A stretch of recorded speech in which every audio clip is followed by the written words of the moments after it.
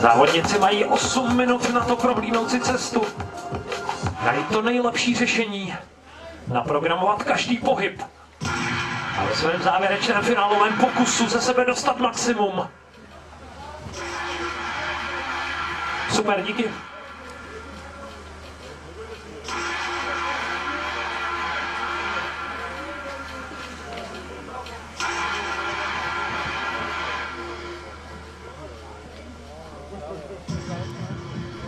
Okay, hello everybody. Welcome to the UIAA Ice Climbing Continental Cup from Brno in the Czech Republic. My name is Robert Adey. I'm the sport event coordinator, but unusually I'm now in the commentary booth, and I'm joined by Oz Miller, one of the GB athletes. How's it going, Oz? It is going very, very well. How was your qualification today? So the qualifiers here, I would say you've got 5, which is different to most European Cups because you might only get 3. So 5 is loads and loads of climbing to do. So over the course of the day, me personally, I thought it went very, very well and it was good. And you could tell that it was set with the athlete in mind, that they wanted people to do a lot of climbing. The hard moves were in the correct places. The setting was excellent. So I think overall, on a whole, the day has been a massive success. And now we've got the best part to come. Watching the final. Brilliant. Now we're just waiting for the athletes to finish their route observation. So what does the route observation entail? So in the qualification the night before, you would get videos to show you what's happening, and you would get a demonstration of each route. So all the competitors that you're seeing, so there's going to be 8 women, 8 men who will climb 2 different routes, or what looks like just now they'll start up both different routes and then it will come into one route into the volumes just before that on that head wall. So what they'll be looking at just now is they'll all have a notepad, they'll all have binoculars, they're all going to be looking at different holes, possibly the crux sections.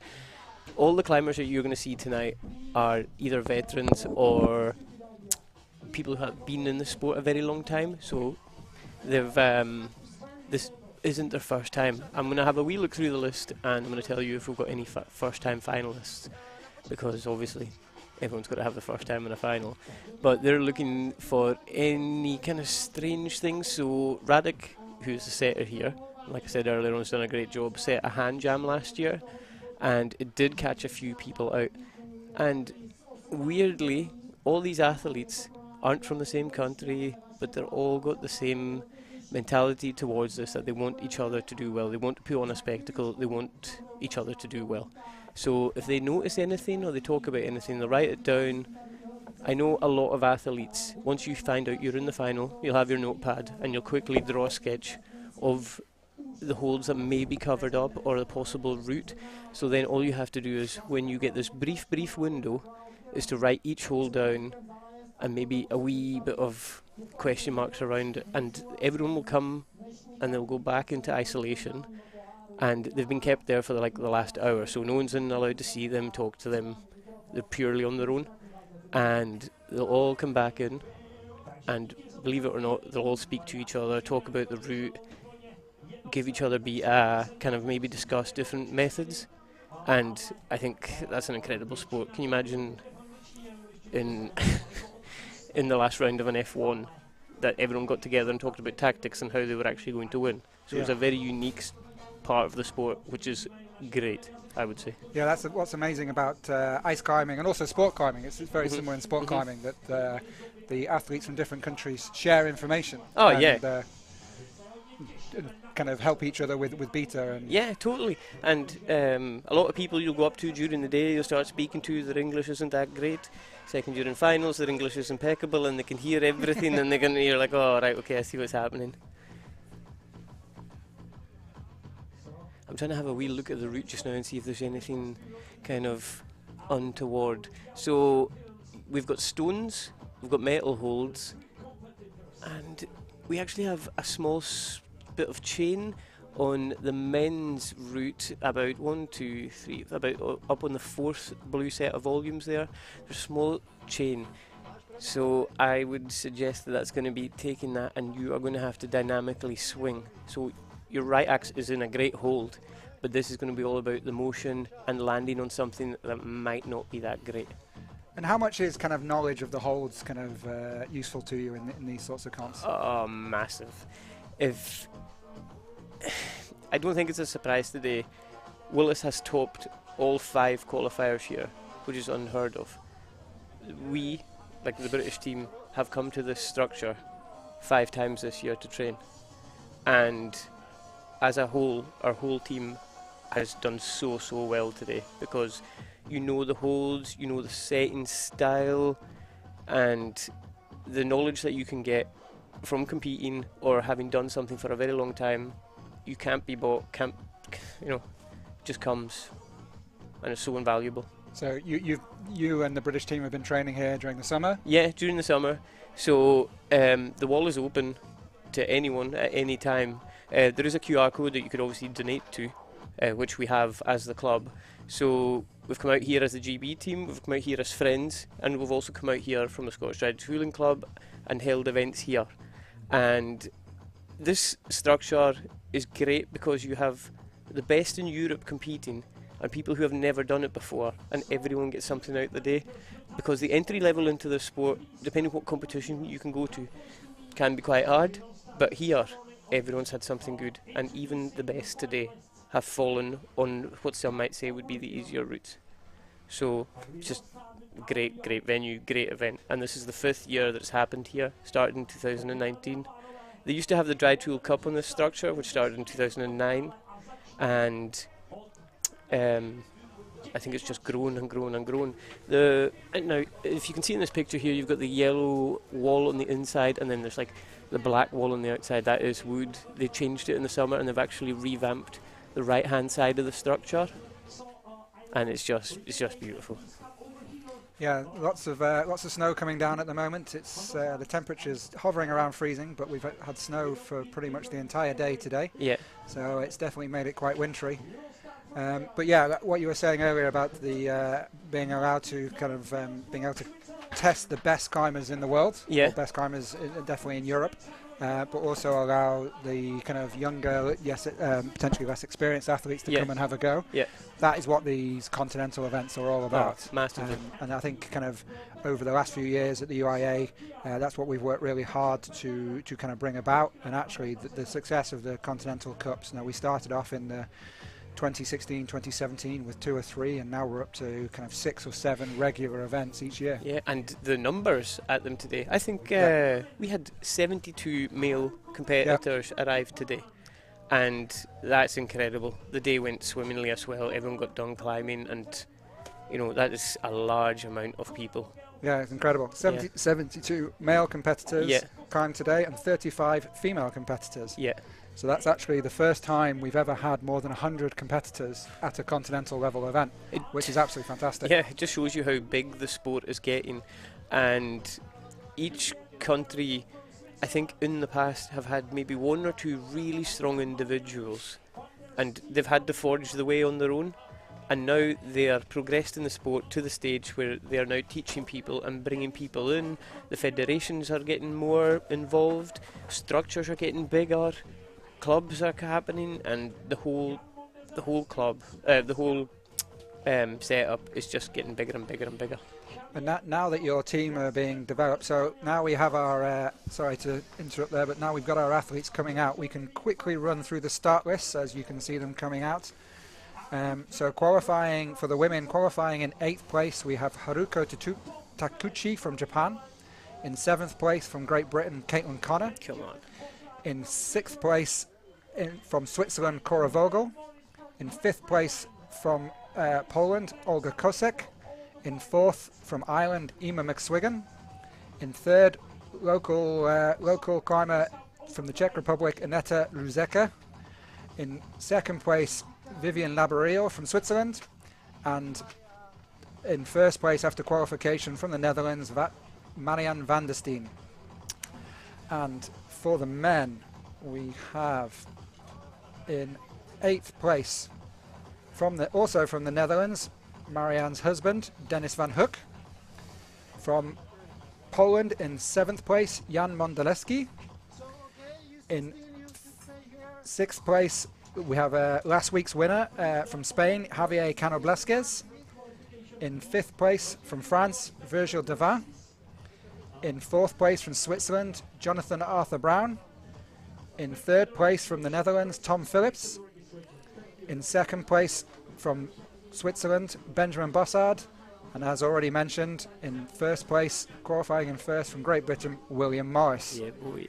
William finished 2nd in Zelina last weekend, didn't he? Yeah, that's right. So it was actually Xavi, one of the other young lads who won last year. Oh, sorry. Yeah. So we had 2 tops last weekend, and both climbers, Willis and Jorge, were absolutely brilliant.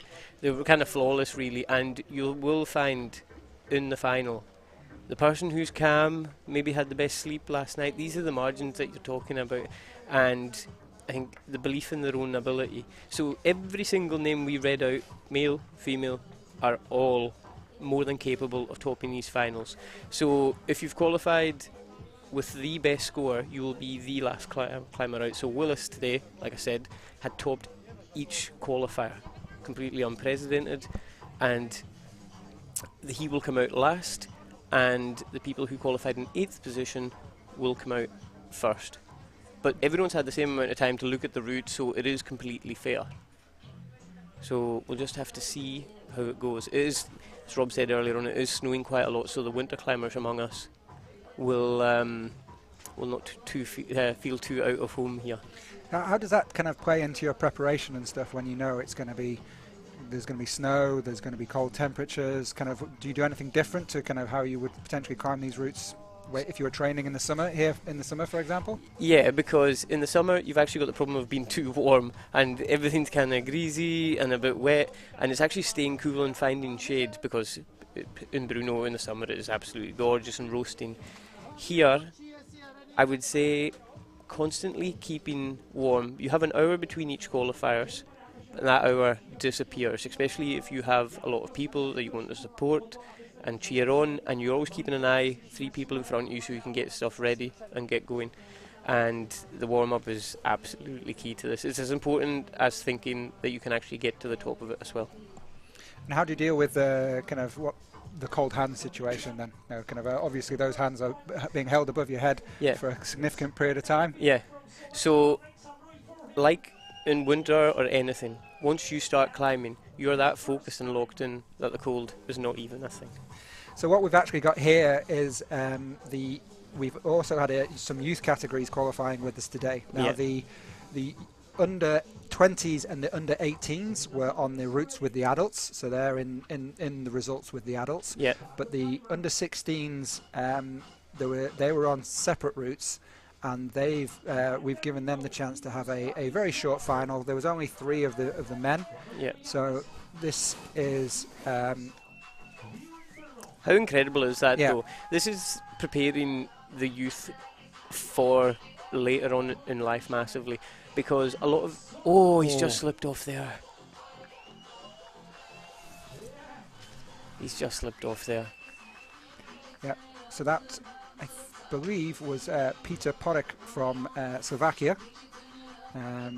But yeah, bearing in mind they are on the adult route. They're on top rope. They don't have to lead, but this is like you just said. It just gives them a great experience of kind of seeing what the next level of competition is. Totally. And being 13 or 14 and being in your first final, rather than being 33 or 40 when you get to your first final, this is just setting people up perfectly for the future.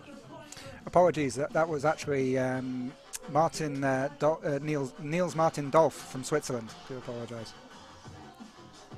And then coming up after that, we will have Ben Ziegler, also from Switzerland. So we have 3 athletes in this category. And then Peter Porek from Slovakia. Apologies in advance if we pronounce any of these names wrong. Yeah, no. Both of us being from the UK, Yeah. Our pronunciations of the European surnames are probably going to be pretty poor. Yeah, and I struggle with English at the best of times, so whatever happens, happens.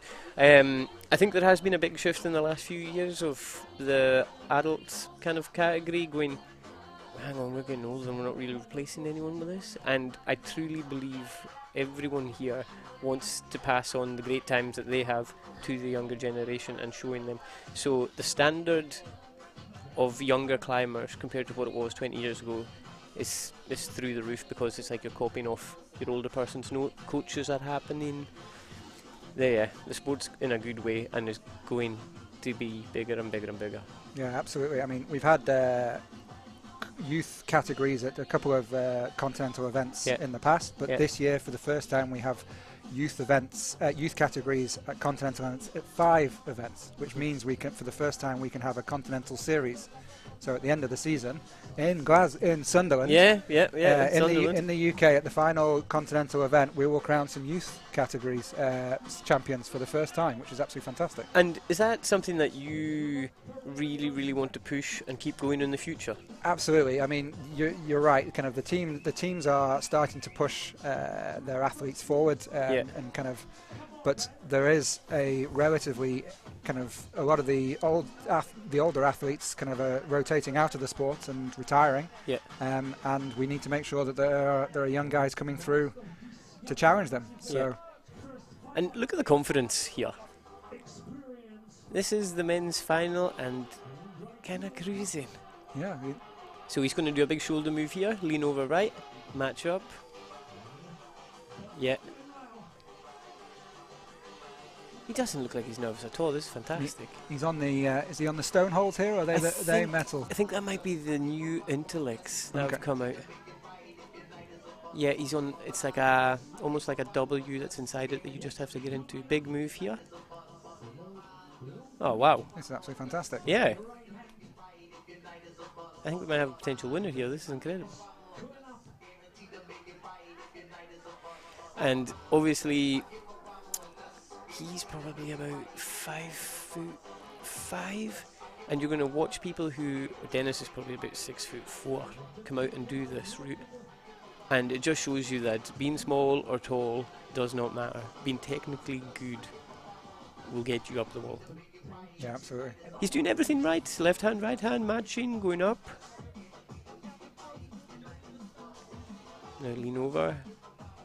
Now those are definitely stone holds. Yeah, those are definitely stone holds. So what's the sort of difference between the kind of the holds that are created out of stone and the ones that are either plastic, like regular sport climbing holds, or even the metal holds that we see in these events? So we're getting to the stage now where we've got so many people making dry tooling holds, and we have so many to pick from. So these are Czech, and there is also smart stones as well, which are both stones but different in their own right. And it's all about locating the best part of the stone to commit to. And also, it's one thing to take the stone and load your weight on it. It's another to move off it. So you're not thinking about just the one move, you're thinking about how you're going to get off it and after it. Can you possibly match on the stone to get yourself in a better position? Yeah, so quite often on the stone holds you'll actually be able to get 2 picks next to each other, where some of the metal holds or the plastic holds, that's potentially not the case. Yeah. He is doing amazing. Yeah, absolutely. He's absolutely seems to be out there. Oh, no way! Come on. He's off now, but did he wait the rope there a wee bit? I think the fact that myself and Oz are not professional commentators means that the curse doesn't exist. So, yeah, he stuck that amazingly. Working his feet up now. So it just shows you that at that age you are fearless, because there's not a lot of people that would be that happy with committing to just jumping and going for it. He's even doing his boot up as Yeah. he continues to climb. Both come a wee bit loose there. Good. Now, the whole thing about competition ice climbing is one hold at a time, and that's, I try and think about, oh, he's off. That was an amazing effort. He's not happy with his boot. No, maybe we have a bit of a technical A boot malfunction. Equipment malfunction there. Yeah. So there's a couple of rules to talk about as well, just in case it does happen throughout the evening.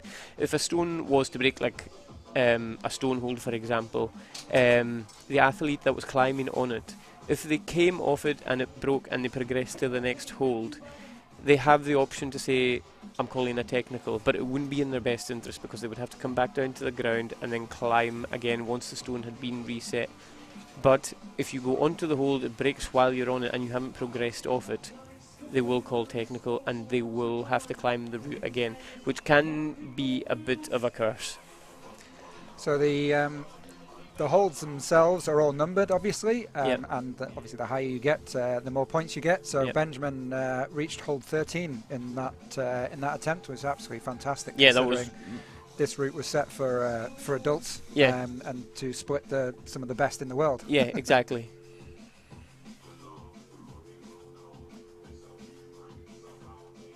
If you guys want to keep track of the scores as the competition goes on, you can go to UIAA.results.info and then click on the competition for Brno, and all the results will be live as soon as each athlete finishes their attempt. And you can see follow the competition through the results as well as here on the live stream. Yeah. Just walking through the shot there, that was Radek Lineth. He's the main organizer here. He's done an absolutely amazing job. Done most of the route setting here, all the organization. 10 routes on this structure, which I think kind of compared to other structures that the UIA uses, I don't think there's many structures that can fit 10 routes and have them running all at the same time. So last year we had 5 routes. There was 3 for men, 3 for women, and then 2 routes together. But this year each category has 5 of their own routes, and the level of effort and time that goes into that. And also Radek has set this today, giving the climber the benefit of the doubt, the opportunity to do very, very good moves. And I don't know if I'll go to another competition this year that I'll enjoy as much as I did today. It was really, really good. Brilliant. So this is Peter Porek from Slovakia, just getting into the meat of his attempt. Good.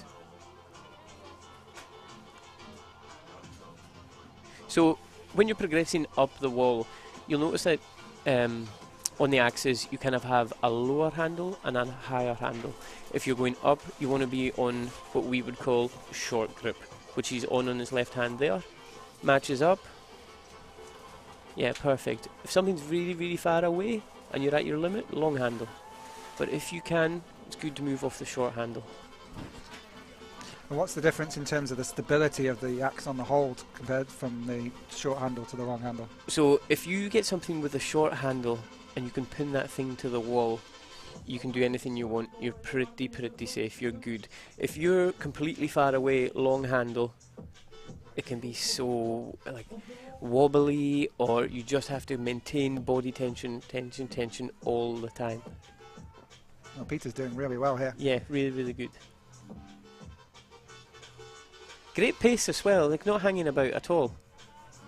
I suppose the younger athletes being Really shorter, lighter, Yeah. potentially don't have to deal with the pump quite as much. Yeah, no fear either. It's just absolutely brilliant. Because if we try and do coaching with the young adults that come in, the 14-year-olds, I started doing this 3 years ago, and I don't understand how clever they are. Like, I can explain to them something, and I can get them to a standard that took me 1.5 years to get to. You know, I don't know if that's just a personal So thing or this what, is but the big swing, Yeah. stroke jump move, and He's done it. Peter did it, no problem whatsoever. That was even more in Yeah. control than see, Martin. once he's very, very happy, he does not hesitate in moving off. Luna does exactly the same thing. He touches the hold and he's away. Just confidence in his own So ability. you're referring to the current world champion, Luna Ladovon, I The assume? reigning, the Yeah. current, everything. Yeah. Wow. So Peter is now well into the lead. Wow. And kind of progressing up towards the steeper section Good. of the route. So he'll bring his feet up to the left, maintaining that straight. Gee, come on! Yeah, his axe is almost horizontal there. Come on. We've got a potential world champion one day in our hands here. Really good, really good. Well, I hope we see Peter in the World Youth Championships, which will be in France in early January. In Champagny. Champagny-en-Valois, That's right. yeah. So in France we'll have another round of the Continental Cup, Yeah.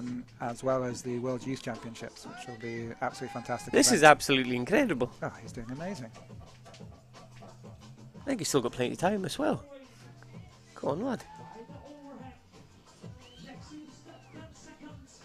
I heard 10 seconds from the commentator Yeah. there, so he's Come on, keep going, you keep can- going, you keep can going. definitely tell he stepped up a gear. So there's been a wee bit of a change in the rules just as well this year. That we used to get scored on quick draws. So Yes, that's come a top on. for that category. That is a top. So Peter has done absolutely amazing there and topped his route. So there's been a small rule change this year. Last year you used to get scored on clipping draws, and now we're going for holds. So see if you see a climber frantically at the end, because you've been given time shouts, you'll know where you are, and they won't be interested in the draws anymore at all compared to last year. It's all about the holds. You can't climb past the draw, you must be able to, you can't down climb either, you have to be able to clip the draw from the position you're in, but that can be quite far down because the holds matter, not draws anymore. Yeah. So it used to be that the quick draw was scored and then the hold, Yeah. and then also whether you touched Yeah. the next hold. Yeah. Now the quick draw score has been removed. Yeah. So it's just the hold and whether you progressed on and potentially touched the next Yeah. hold. So I'm not going to get bogged down in the rules or anything, but the first thing that they have to do is both axes on the start hold. They can start long, short, whatever. You'll see a lot of people doing different things because they think that they can either reach a move off the short handle or they can go the long handle. They change that up depending what they think is the most efficient way to get started, because every second in the final matters. And you'll see at the end, the climber is finished the route when they clip the last draw and match both axes on the last hold. So if the route setters have got their job right, we'll only see one athlete do that. We'll see one athlete. One female, one male. Yeah, But I think anything can happen. anything can happen. Also, although you're seeing someone qualifying in 8th come out last, it's not unheard of for them to move their ranking up. So if you qualify 8th, you cannot do any worse. That's your day is done. You can only do better.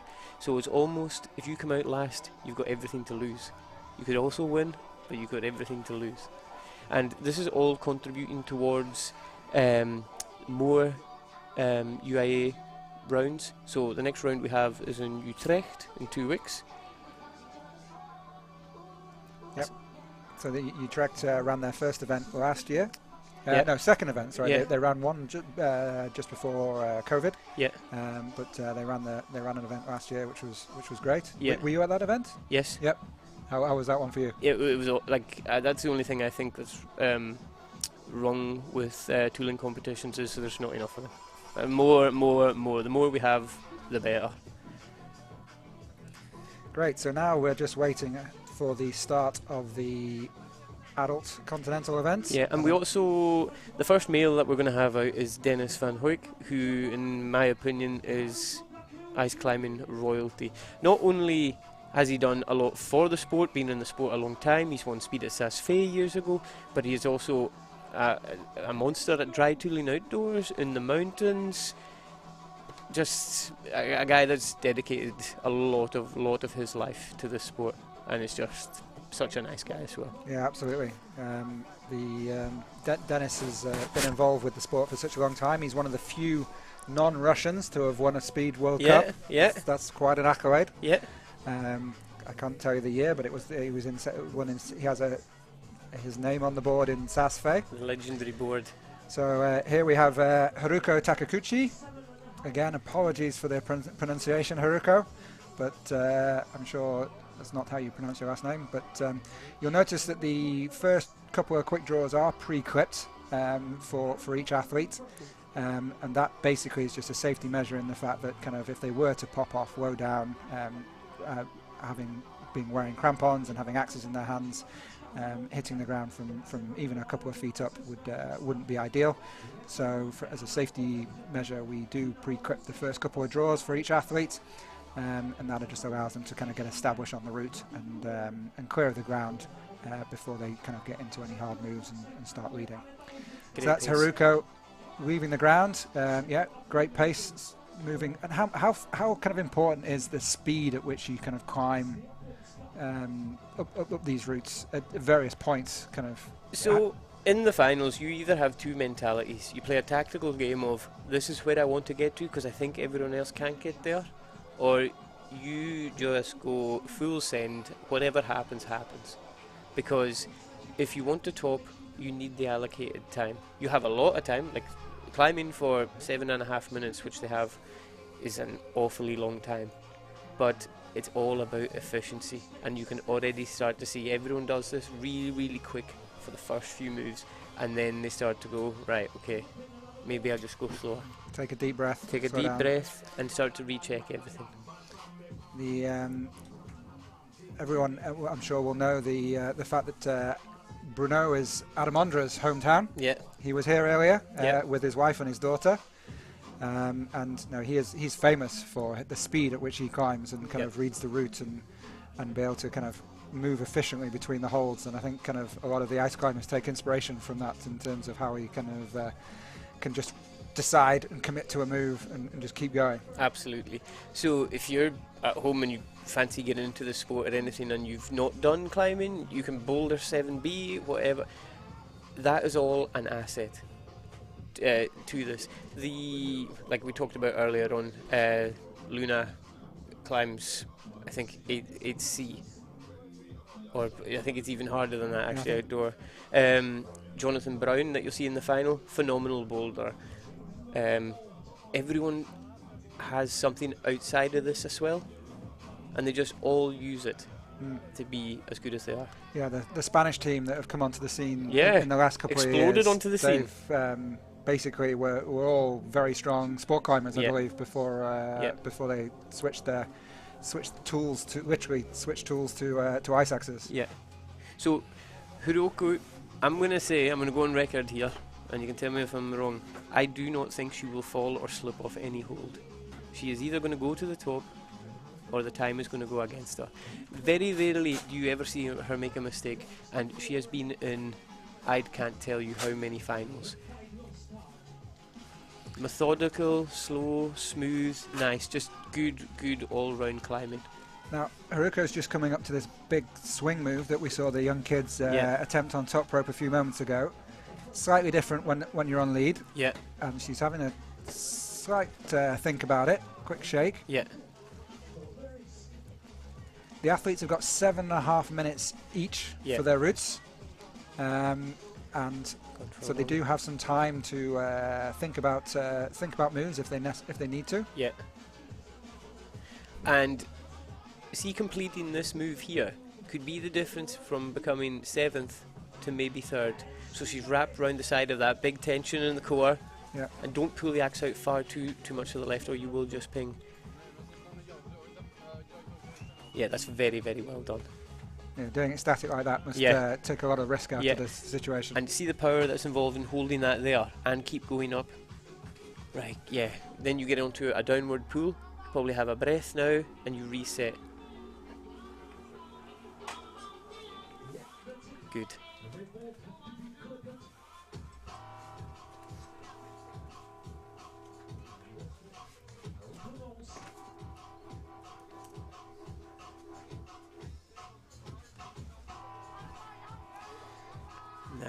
Nice. Watch the feet as well. Yeah, that's it. Bring them up, bring them up. So, if you want to learn how to do things technically well, there's no better person to watch than Haruko.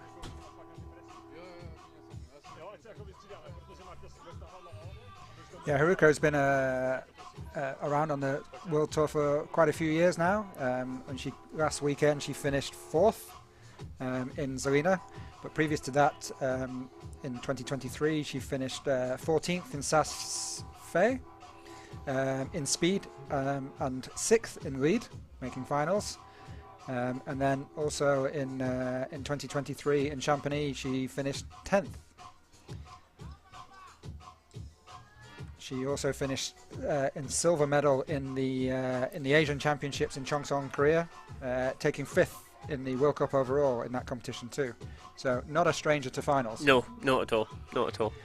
And has it been quite interesting having the Japanese, the Americans, the non-Europeans basically coming over to the European continental events and kind of stirring up the mix, should we say? Absolutely. Competition and different styles. If you pay attention to the way other people climb or the way they do stuff, or you swap information, it's a rising tide will raise all ships, and that's exactly what happens here. Left long. Looks like a metal hold there.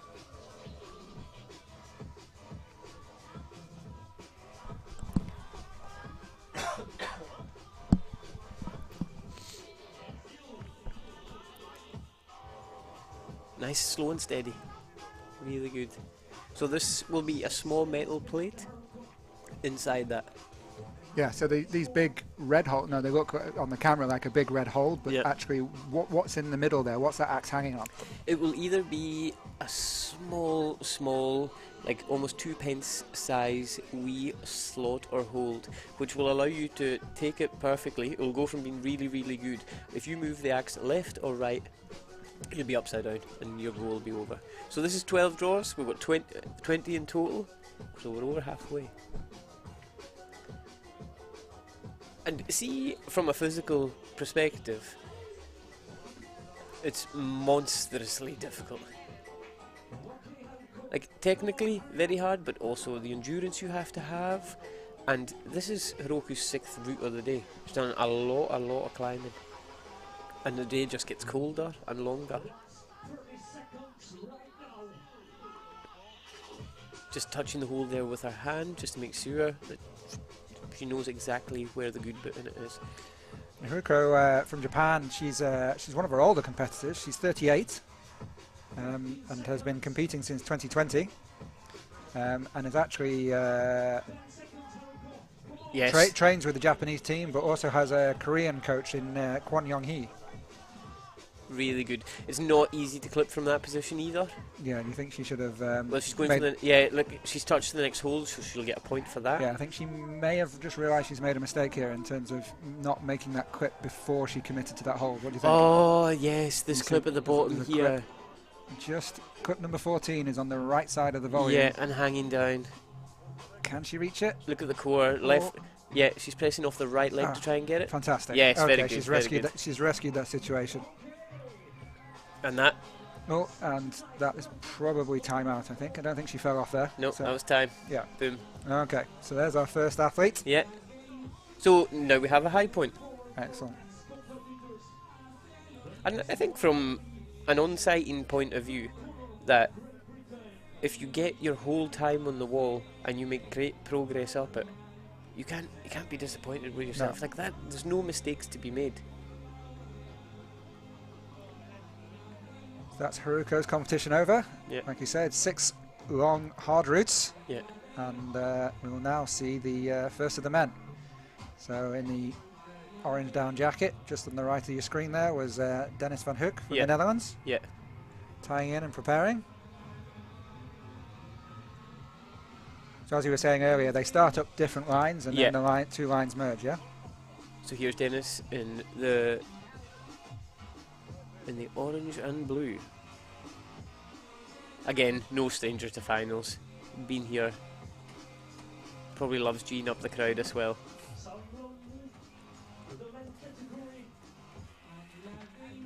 And it doesn't matter if you've been in dry tooling 1 day or 20 years, you can slip off the first hold.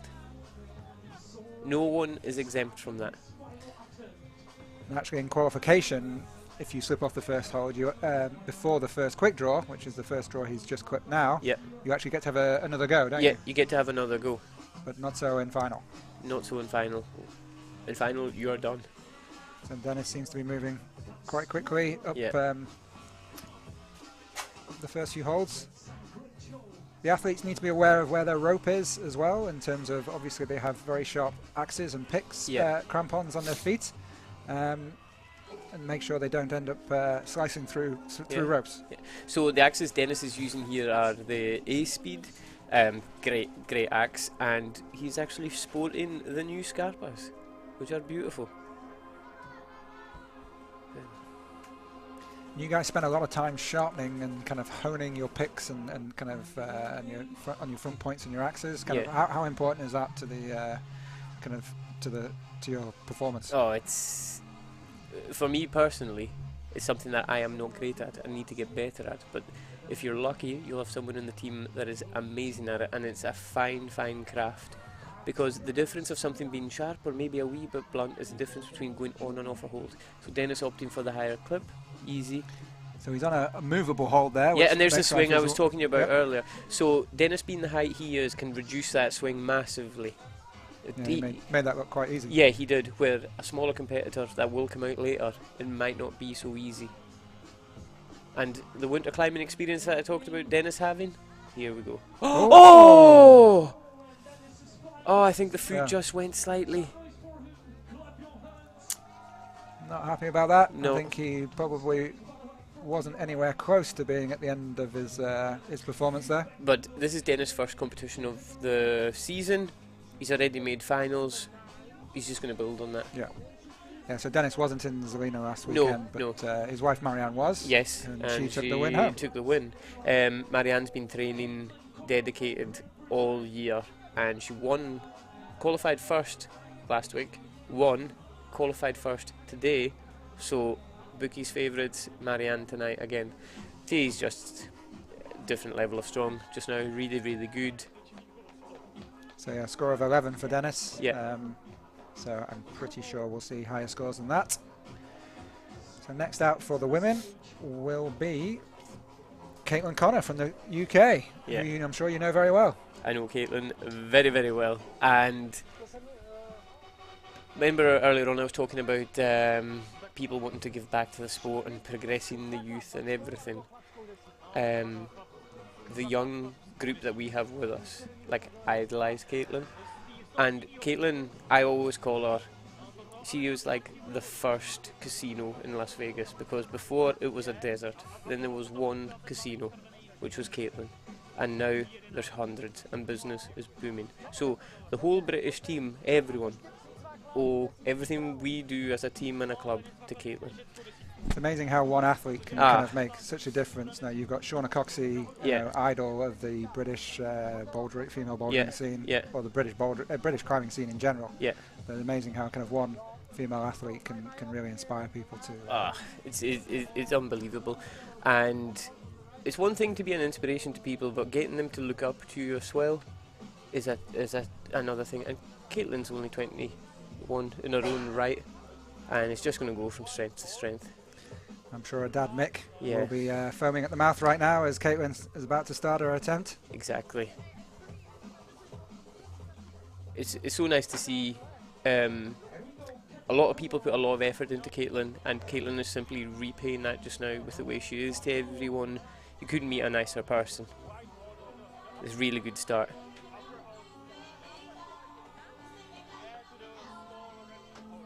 Good.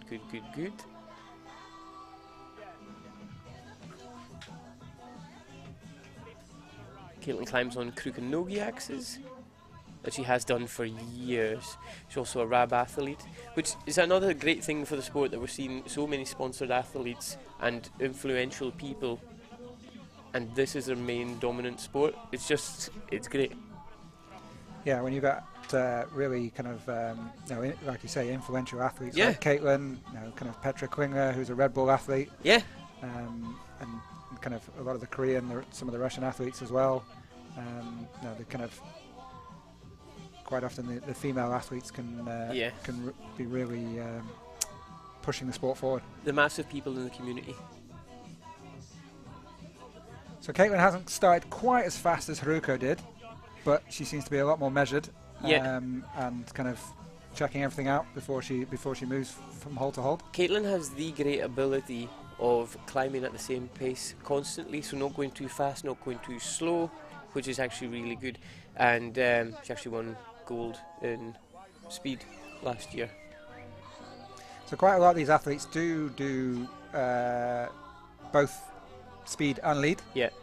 Obviously the Continental Cups we only have the lead discipline at the moment, but at the World Cup level we generally have lead and speed disciplines at the events. And how does the training differ between the two disciplines? So I would say for speed you need to be a lot more anaerobically fit. You just need to be powerful, dynamic. So Caitlyn's making really, really good progress here actually. Yeah, body position is excellent. Yeah, good. Caitlyn also no stranger to finals now, just represents for us all the time.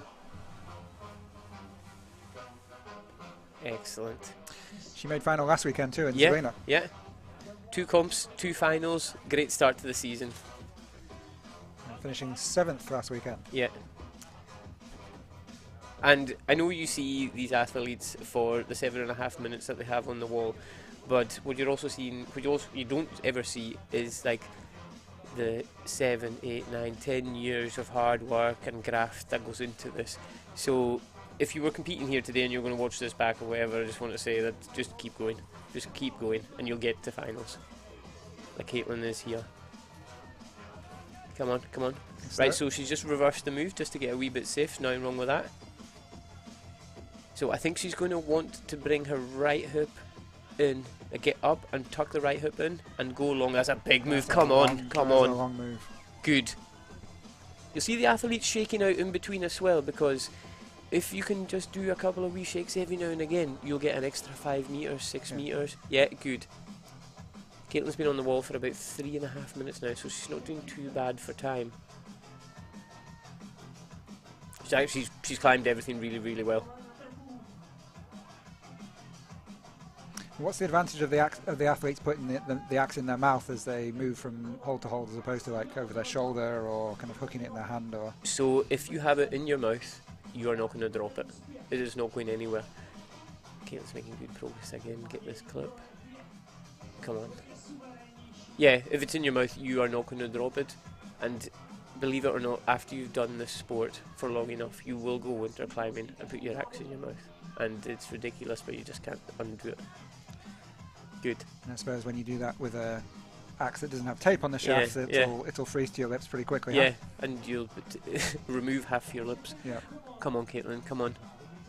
So Caitlyn's just up to the big long move that we saw Haruko do quite statically. Yeah.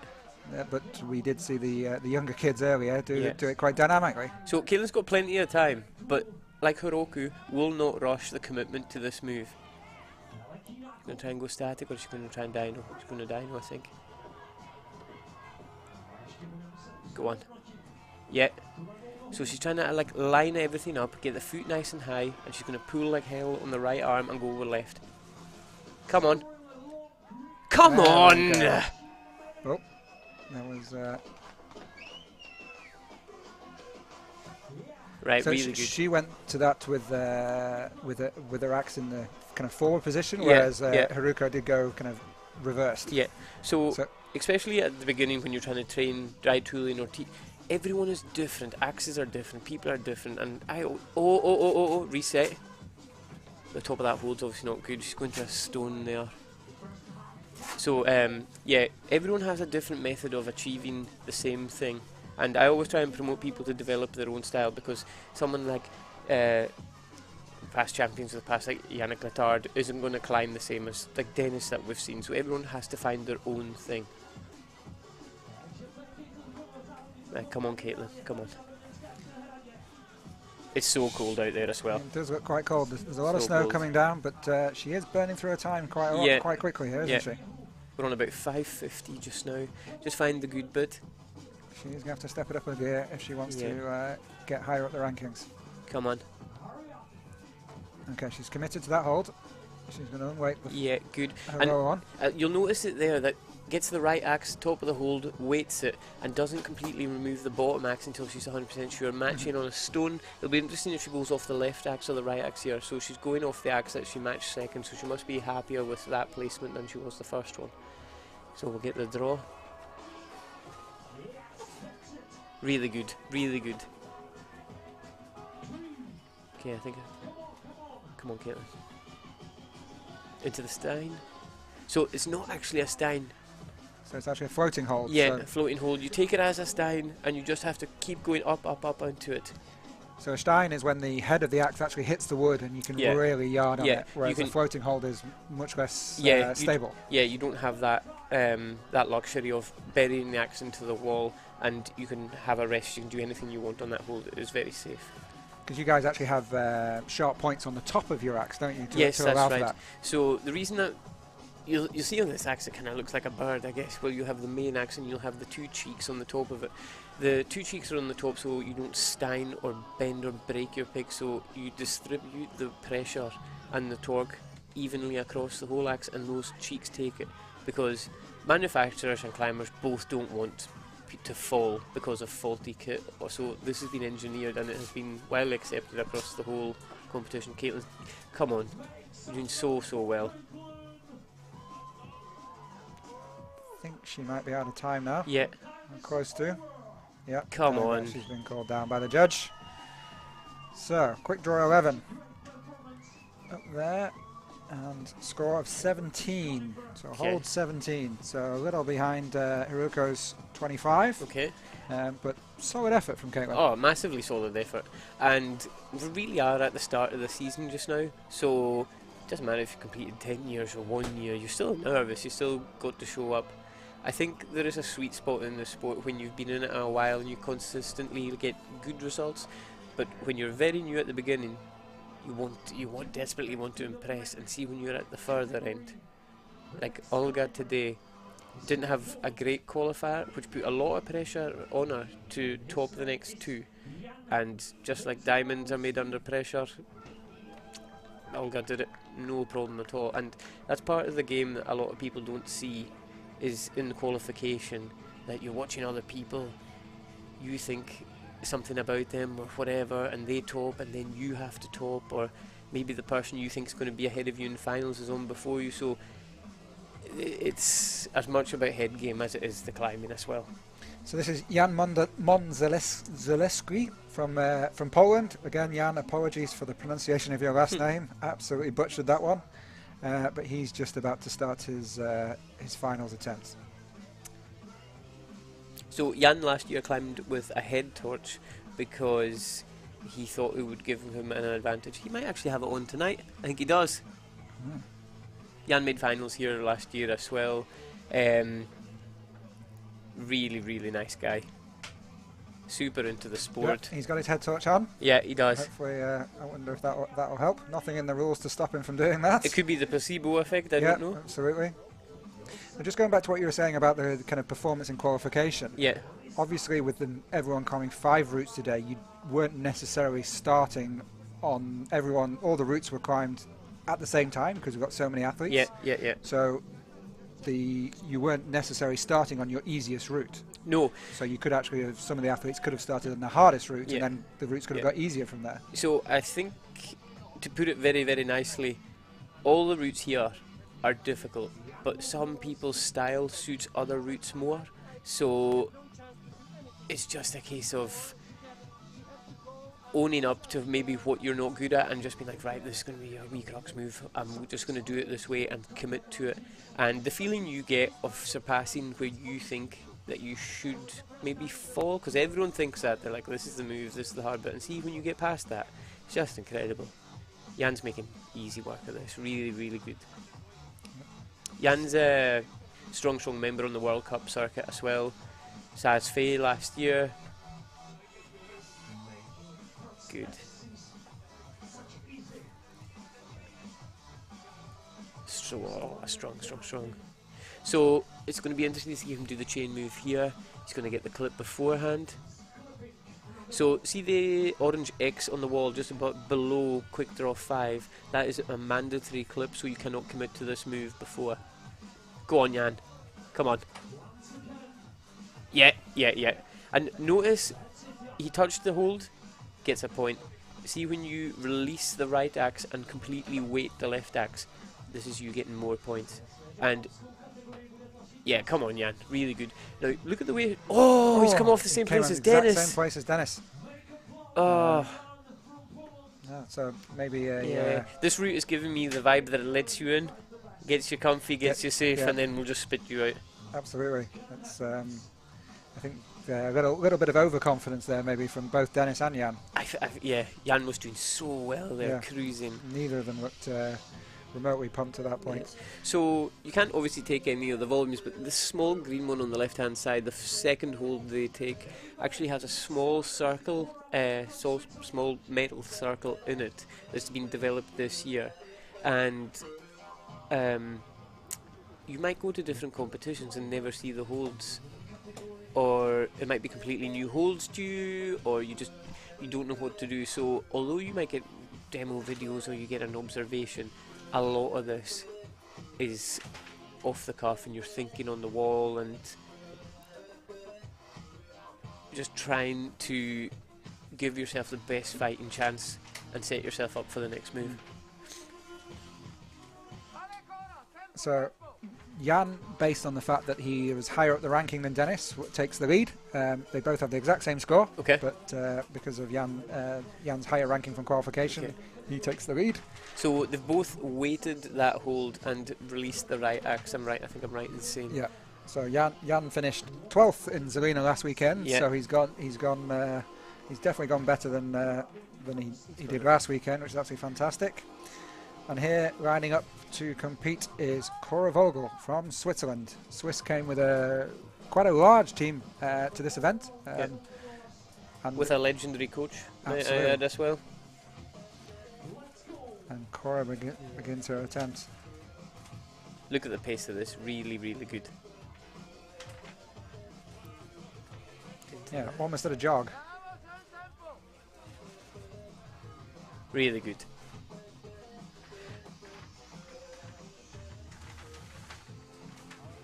So there's a couple of rules that we can talk about as well. So you'll notice that all the competitors have got long sleeve tops on. They have to be worn.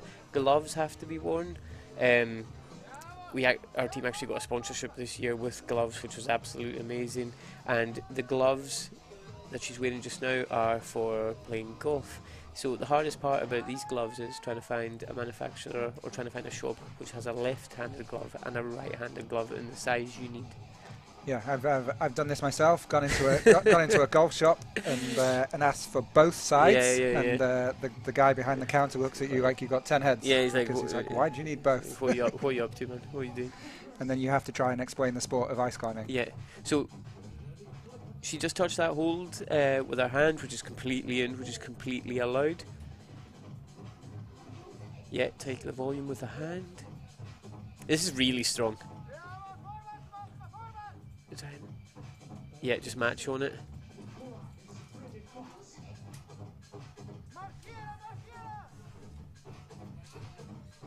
Really, really smooth. I can't imagine what it would be like sat there and you've never been out in finals before, surrounded by surrounded by 7 absolute wads who kind of know the score, they've been there before, but I really truly believe they would give you a helping hand. And that quick draw was actually hooked over the hold. Maybe a bit of wind blowing the quick draws around, but Cora seemed to deal with that fine. Made the clip no problem.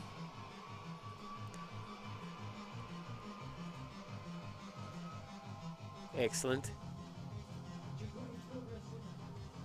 So she's just having a wee inspection of the hold there, just having a look at it, making sure that she's on the right part of it before truly committing, which is a smart thing to do. This is the big long move to the left. Yeah. So making sure that that axe is really on that hold. We'll go long reverse. She's going to do the same as Haruko. I think she's thinking about jumping, you know.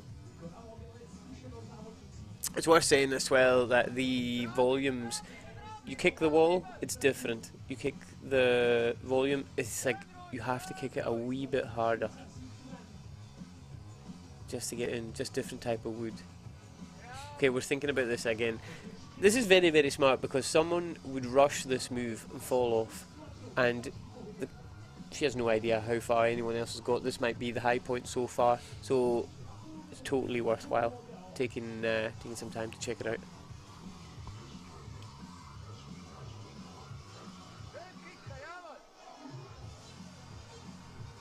The Swiss have a fantastic operation, male, female, youth, just really, really strong, good climbers.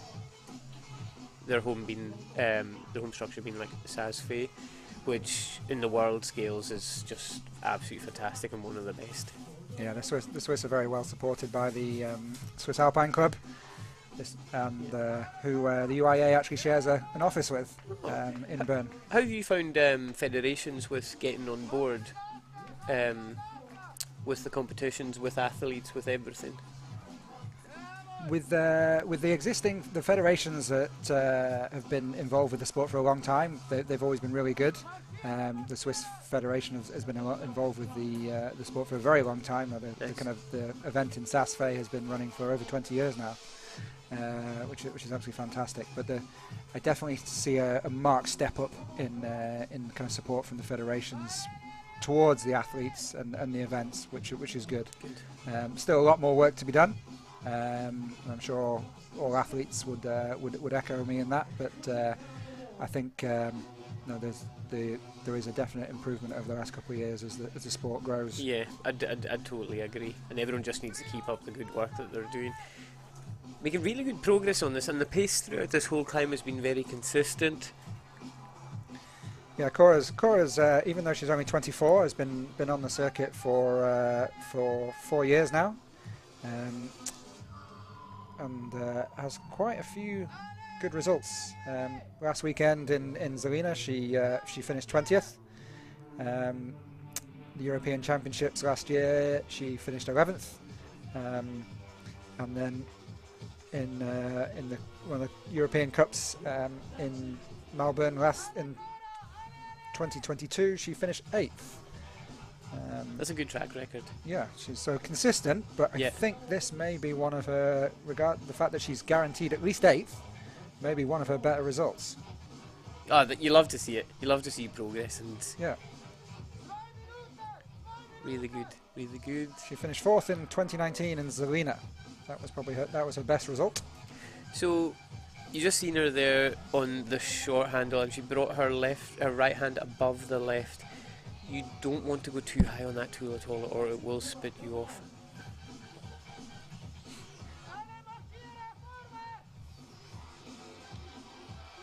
Really good lock off. That is so difficult to do. Come on, come on, come on. She's just looking for the sweet spot on that hold. Not quite found it yet. There it is. Oh, her helmet is fallen, slipped off. Helmet has come off. That is not ideal. Oh my goodness, this is amazing. Managed to put it back on. Nah, that's amazing. Being in the final and sorting your helmet out. Come on. Back up. If she does up the chin strap, that'll be just give her the top. That's incredible. So we've had one athlete do his boot up halfway up the route. Yeah, and we've had another put a helmet back on. Fixes the... This is just amazing composure under pressure. Come on. It's going to cost her a wee bit of time, but... Do you often find that kind of when you have a mishap, a foot slip or an axe pot, but you save it, you save a situation, it kind of puts you into the next gear and kind of fires you up the rest of the route? Yeah, 100%. It also gives you a newfound... It's gone again. I feel so sorry for her. That's just so annoying. Guaranteed this is the kind of thing that's never ever happened to her before. And probably won't happen again. It'll never happen again, no. Just... You worry about absolutely everything, and you just don't need something like that happening to you. But she's doing so well regardless of that. Now, she hasn't dropped a finger there, but this is... Did Haruko use this hold? Is there a hold on the backside of that volume we can't see? Maybe there is, but I don't think Haruko did. Haruko didn't, did she? And that is time. Okay. Well, all things considered, that was amazing. What an effort. She'd be annoyed at herself for that, but yeah. what are you going to do? I wonder if the helmet's broken for it to keep sliding off the back. She does have quite a head of hair. Yeah. It's also worth saying, if you drop a glove or any axe or any equipment that you have, that's a DQ as well. Yeah. So any part of your equipment hits the ground, that's game over for you. So that takes Cor into the lead. Now I'm just looking at the scores here, and Haruko, for whatever reason, we're not sure yet, has been marked down to 16. Oh, really? Sold 16. We saw Haruko up in a similar position to Cora just then, but her score has been marked down to 16, which means that Cora steps into the lead with a score of 23.1. So maybe we'll be able to get some information as to what happened with Haruko. The judges might have seen something. I certainly didn't see anything that she did wrong, so the judges have obviously picked up on something that they weren't happy with, and it is... I think all the athletes are very, very good in this respect, that if a judge says, look, this happened, this is what's happening, there is an appeal process, athletes don't like to do it. And now with the video that is as good as it is, there's no real need to it. So we have the main man from Spain. Yeah, so this is Javier Cano Blasquez. Again, apologies, Javier, for the pronunciation. That's Xavi. So the one thing the sport has taught me is how to say come on in every different language. So I'm pretty sure Jorge and the boys outside are screaming "Ah, venga!" Venga, venga. Yeah. So I'm going to test your knowledge now. Yeah, let's have it. Okay, Russian. Oh, davai. Well done. Japanese? Gamba, gamba, gamba. French? It's an easy one. Allez. I'm good at this. Czech. No, I don't have Czech. Damn. Have you seen the film Finding Nemo? Yeah? So the Czech is boy, boy. Boy. They sound exactly like the seagulls in Finding Nemo. Right, okay. That's a good one. My daughter used to love that film. And I always used to think that the Czech guys, when the boy, boy, boy. This is really, so that's really what good. we need to say when Anetta Luskova from the Czech Republic climbs shortly. Now Javier seems to be moving really fast. Yeah, Javier made He's up to finals the, last year and it was amazing. Up to the big swing. Good at this. Strong sport climber. Yeah, absolutely. Dynamic, pull through, good feet. You watch Xavi climb, and from a body position standpoint, just fantastic. So Very rarely does he This is the hold, isn't it? Yeah, Sorry this to is interrupt, but this is the hold that the last two guys have popped off. So big left press, and he doesn't know that. Yeah, he's gone past it, no problem at all. So don't forget, the athletes are coming out of isolation, so they don't know how high or how far the athletes that have gone before them have got to. Yeah. So he will have no knowledge of the fact that Dennis and Jan had pinged off the hold he just left. Yeah. And he seems to have dealt with that pretty easily. And the route center will be delighted at that as well, because if you have two strong climbers come out and fall off the same hole, they'll be thinking, oh God, can that actually be done? Can that be taken? Is there something happened to it? This is really, really good. Undercut into another undercut and keep moving up.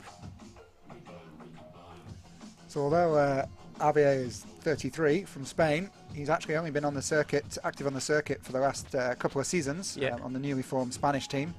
Doing very well on the newly formed Spanish team. Doing incredibly well, and also bringing the two younger boys with him as well, and they've become a really good team, and just super nice guys.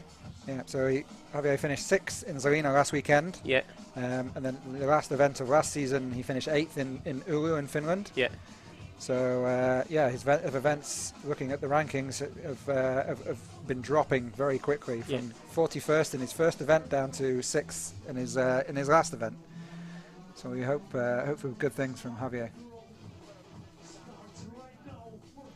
So the hold he's on just now looks very, very accurate. And watch how he's just kind of, he's not swinging about, he's just tick, tick, tick, just moving over. No real rush, which is good. Very difficult move. Look at the shoulder twisting. Excellent.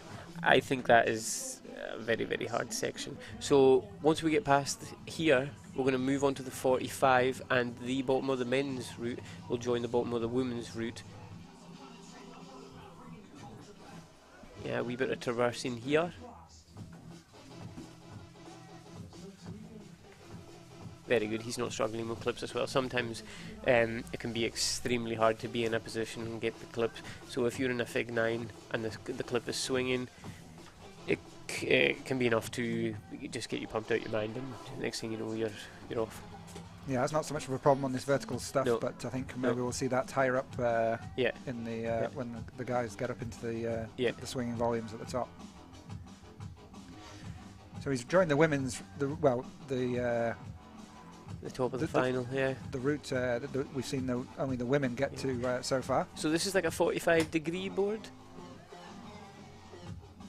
As if the bottom wasn't. They've already climbed. Oh, I don't know how high.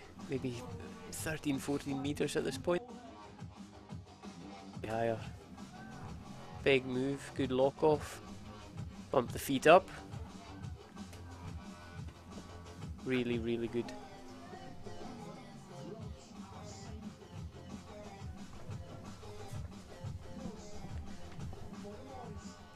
And he's made it all the way up again. He's getting, this is where it really, really starts to get pumpy, and the endurance is as much a factor as technical ability. We do seem to be having a bit of a technical issue here in the fact that what you're seeing on the screen is the fact that Javier just climbed out of shot. Yeah. So he's now onto the volume, and he's come. Yeah, he's making them. So he committed, and he's gone up and got the draw that Haruko was struggling with. Now this is that big, big move. He's doing a one armor right now. This is insanely cool.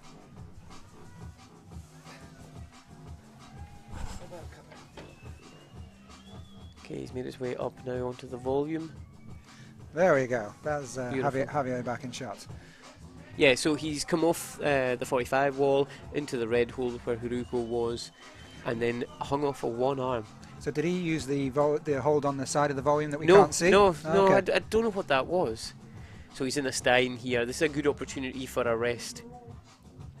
And these volumes are moving around. What's it like once they kind of you're in a good rest, but this thing's swinging around? And it's you try and stabilize the box as much as you humanly can, and then just kind of statically move it, because if you make a big dyno move onto something that swings, you want to kick into it immediately to try and control it. So this box is pretty rigid. Now pulling onto this head wall is extremely difficult, because I think he might have you bunched up. Right. Gone into the figure 4. So can you just quickly explain the difference between a figure 4 and a figure 9, because for the people who potentially don't know what they are. So I just want to see him do this.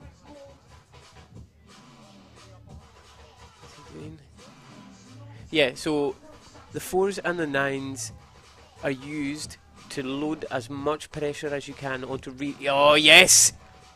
And he's off. Do you think he got the touch on that? And he definitely got the touch. Whether he hit the hold or the volume is to be looked at by the judges. Yeah, he so definitely just launched for it, and he hit something, but whether it was just his pick going into the wood of the volume, which wouldn't count. But if he did hit the hold, if the judge thought he hit the hold, then maybe they'll give him the score. That's a great effort as well. I don't think he had too much time left at all. So he'll be absolutely delighted with that. So 9s and 4s. Originally, they came from outdoor dry tooling, and if you're progressing to the right, you throw a 9, throw a 4, and it's a way of progressing with your feet off the wall. So see if there is nothing for feet, it's a far more comfortable position to be in than just hanging off your shoulders, although people do DTS outside, dry tooling style, which is purely feet on, no fig 4s, no. Then you would take your left axe, right leg over your left arm, and keep it up on your wrist as high as you can, and with your left foot use it to push yourself up as high as you possibly can. So a fig 4 is where you put your right leg over your left arm, or vice versa. And then a figure 9 is where you put your one leg over your so your right leg over your right arm, Yeah. or vice versa. Yeah. So Javier went streaked into the lead has been given a score of 38.1, so he Yeah. has been given the touch, Yeah. which is That's good. that's good. He'll be chuffed with that. And we now wait for our fourth female athlete to start her attempt. Now- And that is Olga Kosek. I'm not going to lie to you, this is one of my favourite athletes because an absolute machine in her own right, but helps everyone out. She had us and David and Matteo and Haruko and everyone at her boulder gym that she works at through the week in between comps to help us out. So much advice, and it's great because obviously we have very, very good climbers, but Olga's done this for so long, so she can help even our best climbers with their skills. So you stayed out in Europe since the competition last weekend? Yeah, we stayed out the whole week and just went climbing. It was absolutely fantastic. Yeah, so Olga's been involved in the circuit for a long time. She's 32 years old, from Poland, and another one of the couples on the circuit, married to also competing today. Yeah. And it seems to be a thing on the circuit. We do tend to have quite a lot of husband and wives, boyfriends and girlfriends competing on the circuit, which is always kind of nice to be able to share the experience with your partners. It totally is, and watching two people who obviously love each other and love the sport is just incredible, and the support that they give each other and everyone else is absolutely fantastic. Just really, really nice people. Olga's climbing at a great speed here, looks really, really strong. She finished second in Zelina last weekend. Yeah. And she also, I believe, finished second in Glasgow at your home competition last season. Yeah, that's right. That's right. Very strong competitor. Yeah.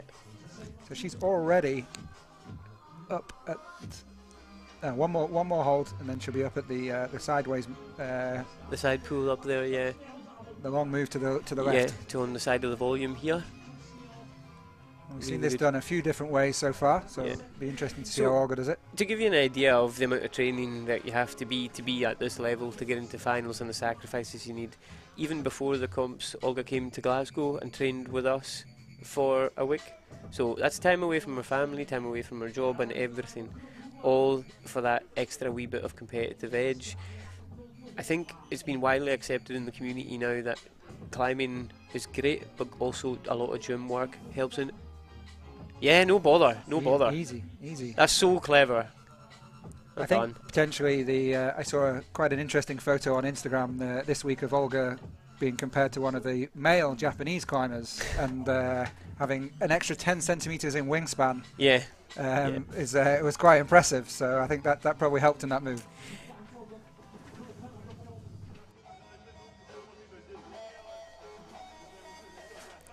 Really, really good. I think the whole ape index thing in this sport could be a thing, but I think everyone just gets on with it and you just keep climbing. Yeah, there's not one type of body shape or height or anything like that that depicts an average ice climber or even an average sport climber for that matter. No, there's not at all. And I think the most important thing about any athlete, especially in climbing, is that they're fit and healthy and not worried about maybe what they look like or weight or anything. That's just totally old school and just a terrible way. And I think climbing as a whole is coming out of that kind of dark period it had. Olga's rocketing up here, come on. Good. Really good for time as well, cruising.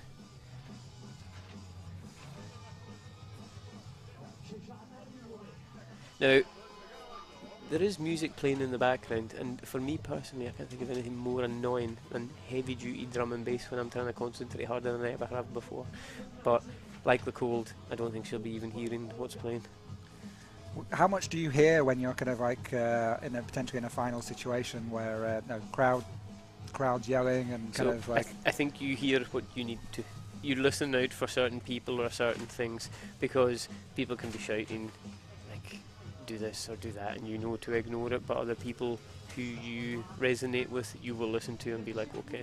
Because you can be so locked in and climbing up past a clip, someone shout clip, and you're like, okay, I will.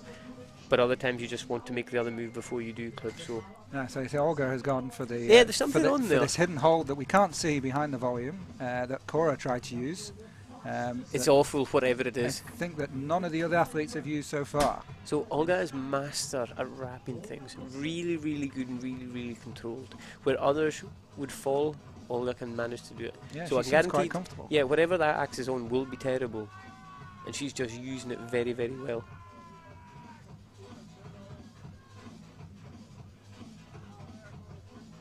Look how smooth and controlled this whole thing is. It's just excellent. We shake out. So this big block starts to move around as she commits her weight to it. Now, picking which hand to go off of here is quite difficult. What's she gonna do? Really good. Oh, and she just falls come off on the underside of the volume. I wonder, I think that should have taken her into the lead because she did get the touch on that hold Yeah, on the she far definitely volume. did. Committed to it. So let's So just see what the judges say. That score should be coming in any second now. I think that, again, at the very least, she should be in the lead based on the fact that she was higher in the rankings from qualification. Yeah, she should be massively proud of that climb because technically and speed and everything, just brilliant. But as we're all here for competing and trying to tell everyone throughout the day that, you know, not everything goes completely right all the time, and you have to take the wee victories. And the thing that people are really good at in this sport is enjoying other people's victory. That's just a massive thing that you have to do. Yeah, occasionally competition is competition. Oh, yeah. Things happen. Yeah. But yeah, I think the community aspect of this sport is what draws people to the sport and then also keeps people in the sport. Yeah, exactly. Because someone just starting out, someone like David or Henry kind of give them a wee fist bump, and that was sick and that was well done. It makes everything worth doing. So now we have Virgil Devenir from Grenoble. Okay, so actually Olga's score has come in 25.2, so that means that she wasn't fully controlled on the she hadn't released the other hold. Okay. That put her where, but she's currently in the lead. In the lead. Yep. Good. Let's hope it stays fantastic. that way. So this is Virgil Devenir from France. Fantastic climber, great alpinist. Again, another climber you'll see that will start very, very fast. Yeah. Just a big, strong, powerful, good climber. Does a lot in the Alps over the summer and during the winter. I think he's in the process of qualifying as an international mountain guide. Yeah, as well, that's absolutely right.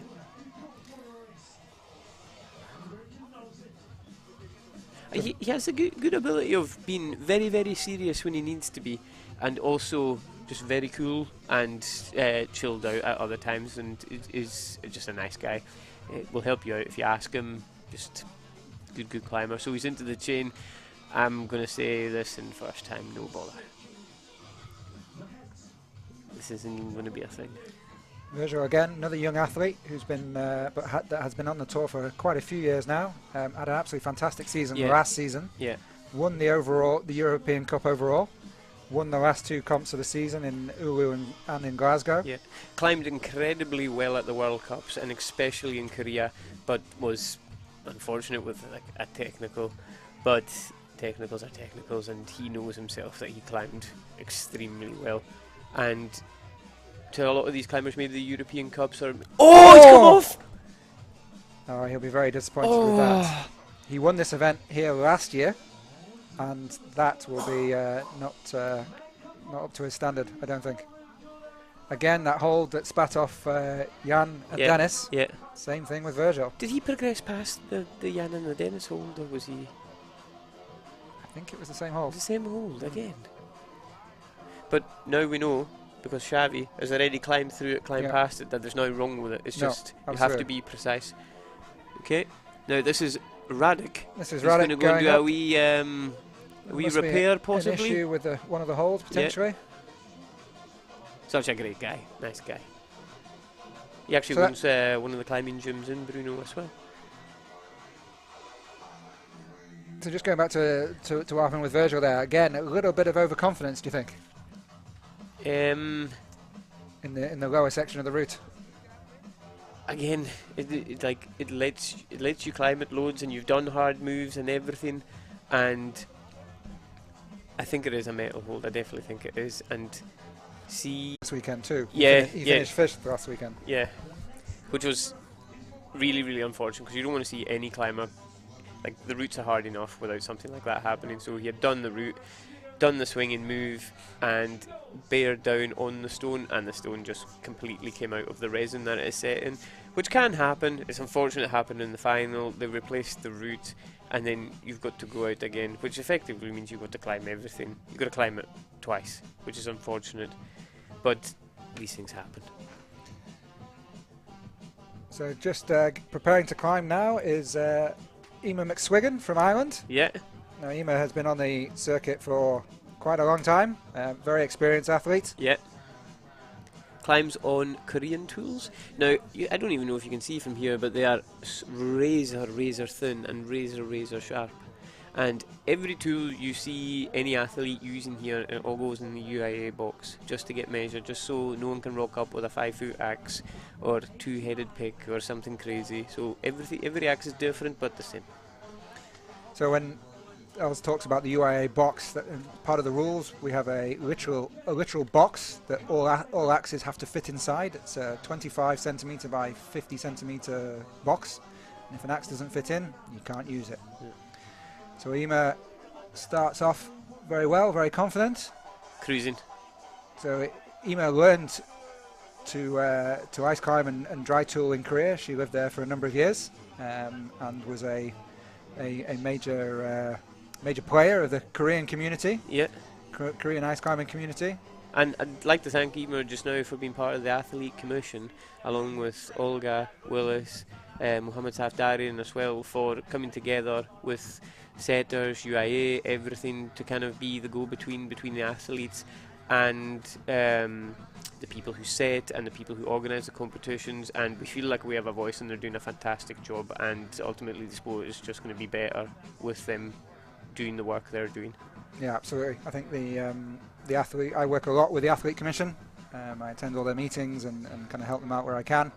But no, the Athlete Commission do a huge amount of work. Ema, especially being the chair of the Athlete Commission, and also on the ice climbing governance group for the UIA, kind of currently deciding the kind of future structure and future governance of the of ice climbing. Yeah, a real love for the sport, and just wants to see it progress, and I think she's just doing a fantastic job.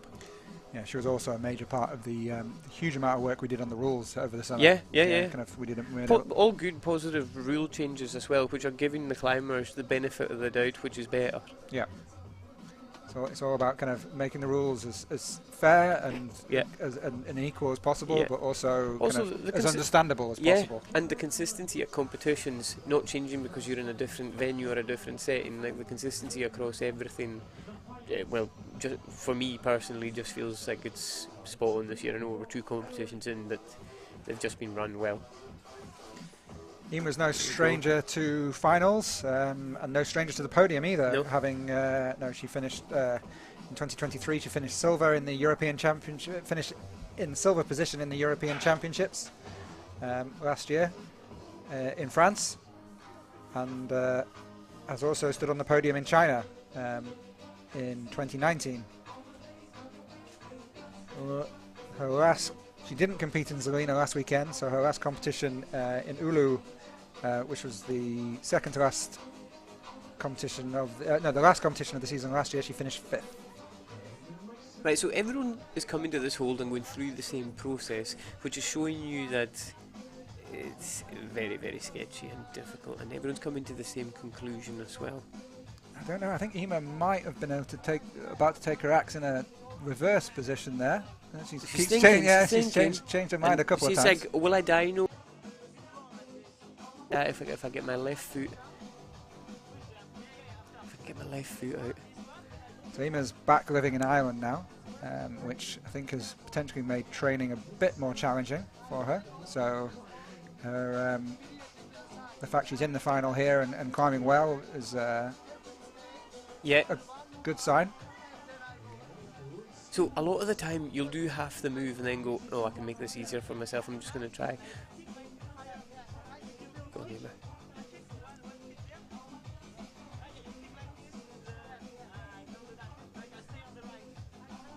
So this is really a lot of experience coming into play here, because someone who hasn't been in a position like this would rush it and fall. So I hope she'll be delighted when she makes this, because I have every faith she's going to. Yeah, come on. Oh, she may be going for the dino.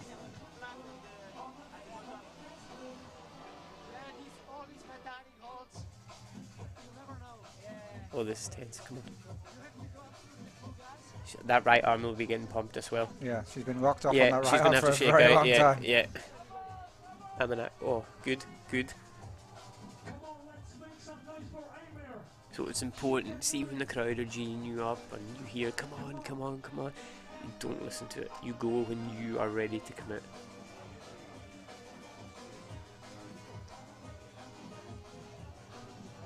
Come on, Ema, you can do this move. Come on. Right, she's already given herself a lot more. Look at the arm being extended. So she's already closer to it. She'll go left reverse. Yes! Look at that. There we go. That's what it takes. Just a wee bit of experience, a wee bit of time to work the move out into a good hold. She knows now that she's definitely going to need to get a move on. Yeah. So I don't think that's wasted time. I think that's great, because if you rush it, you mess the move up. So it's just, that's fantastic. Everything's just good now.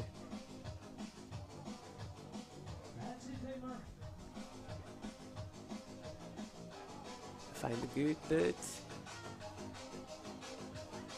Good. I love the sport from the point of view as well that like men are not stronger than women, women are not stronger than men. Like they are both as gifted as each other, and there is no divide. It's interesting to see the both the female and the male athletes doing the same moves here. Yeah, it's fantastic.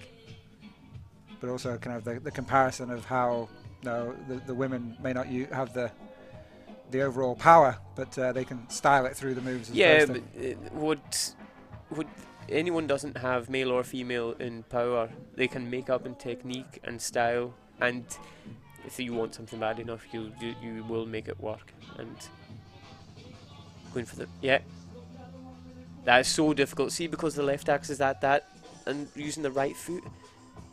That's amazing that she's holding this. So was it originally? I don't think she's seen this hold, maybe, or maybe. Yeah, she hasn't seen this hold. So she hadn't spotted the hold on top of the top of the volume there. So she went into the fig 4 to try and go straight to the hold by the quick draw number 12. Christ, that was impressive. Which would have been fantastic. Oh, that would have been yeah, it would have worked. You can also skip holds. Just because they're there doesn't mean you need to use them. Great progress. Yeah, her time will be running down now, though, so we definitely need to make sure. She definitely needs to make sure she gets a bit of a move on now. Really good, Ema. Come on.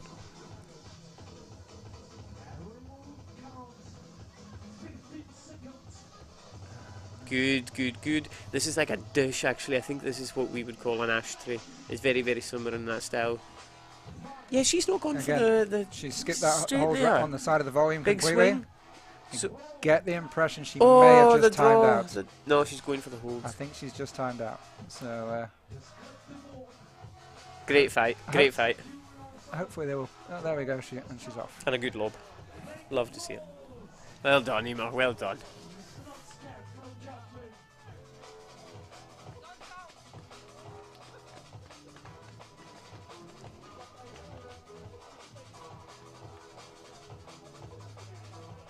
I think it's actually stopped snowing.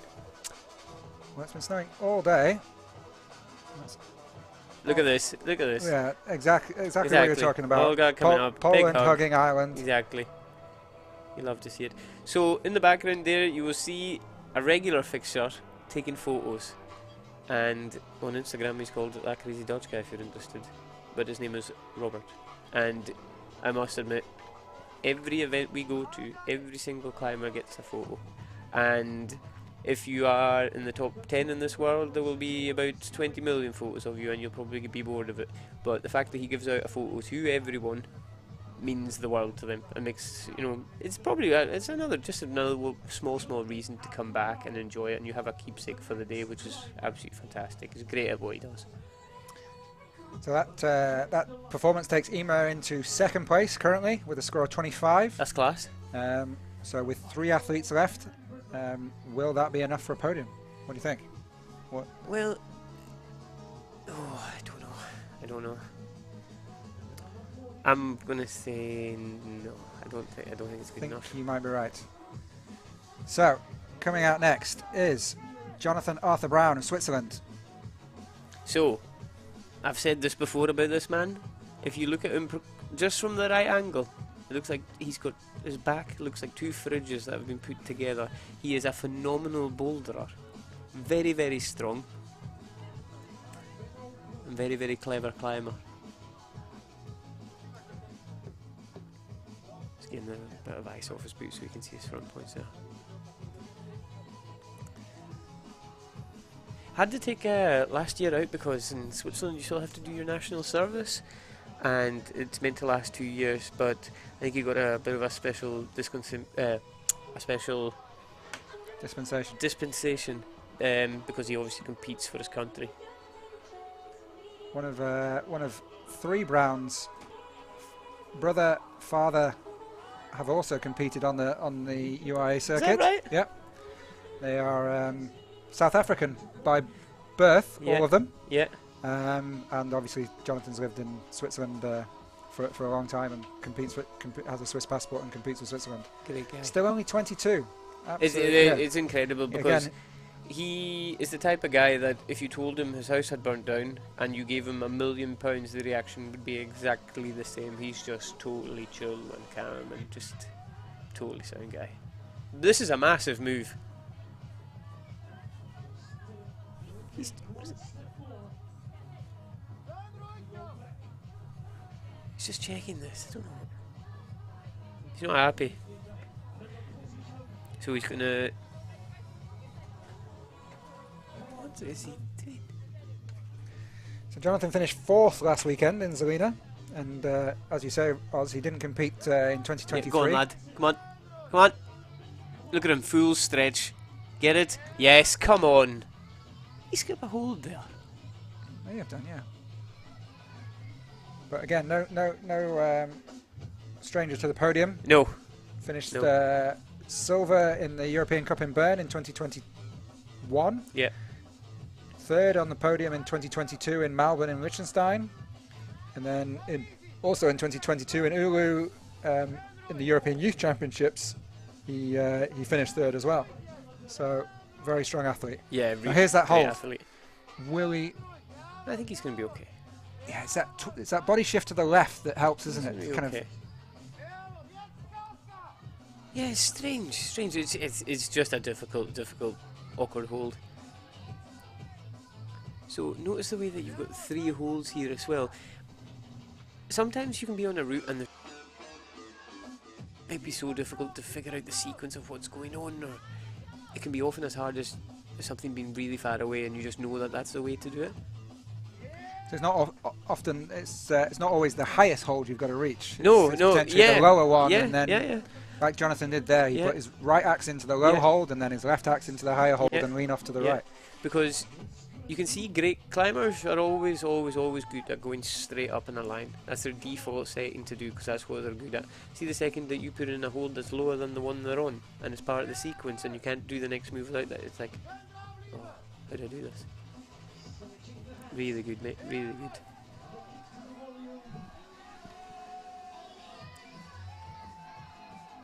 Reverse long. And he's going to step his feet through. Boom, boom. Really good.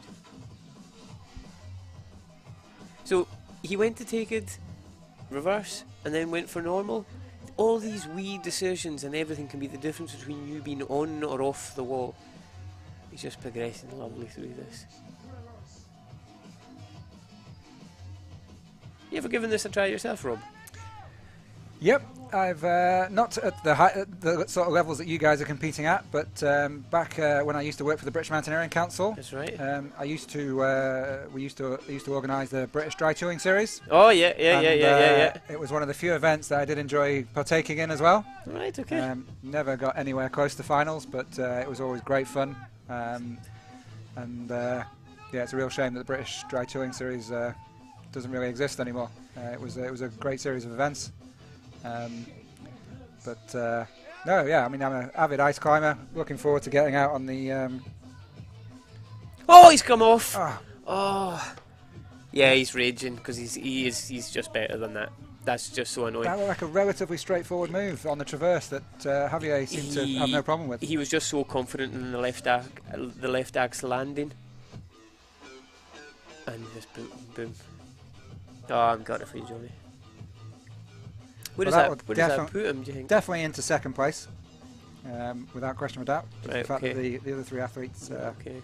fell off. So the young boy, Mr. Bossard Benji, future world champion, no shadow of a doubt, coming out soon. We've got Tom Phillips. I've never seen Tom climb as well as he has this year. We had Route 4, qualifier 4 here today. A route that was basically designed to throw people off it. You're not meant to top it, you're not. And we've got a handful of tops, and he was one of them. He was the first one to top it. Yeah. Brilliant performance throughout the day. So next we'll have home favourite, local, Anetta Luskova. Anetta's just climbing so well this year. Characterised by the ever-present pink bobble on the back of her helmet. Yeah, that's correct. No, I don't want to. I'm going to speculate and throw accusations around the confetti here, but she is massively into zoology, and I think she might be a zookeeper. Absolutely, there's a zoo in the Czech capital, Prague. Yeah. Where Anetta works. Yeah. Where she works, and she's very into her animal campaigning. Yeah. Tasmanian devils, I think, are her current passion. That's her. That's her favourite. Yeah. But apparently there is also a zoo here in Brno, which was where where she slept last night. Really? She was in the cage with the tigers, apparently. Oh my god. So I'm sure if she can handle sleeping with tigers, then, this is a walk in the park. It's a cakewalk, yeah. But Great again, start. Anetta, another very young climber that has been around on the circuit for quite a while. Czech team's developing nicely as well, and if you're a good climber in your own right, there's only one thing that can make you even better than that, and that's more climbers, and preferably ones that are as strong or stronger than you. If you hang around with really strong climbers, you are going to get as good as them. Really good, really smooth. So Anetta's another of the athletes that does compete in both disciplines. Yeah. In fact, one of her best results was last season in South Korea, in Cheongsong, South Korea, where she finished silver in the speed. Yeah. Last weekend in Zelina, she finished 5th. So this is her second final of the 2023-24 season, which is great for Anetta.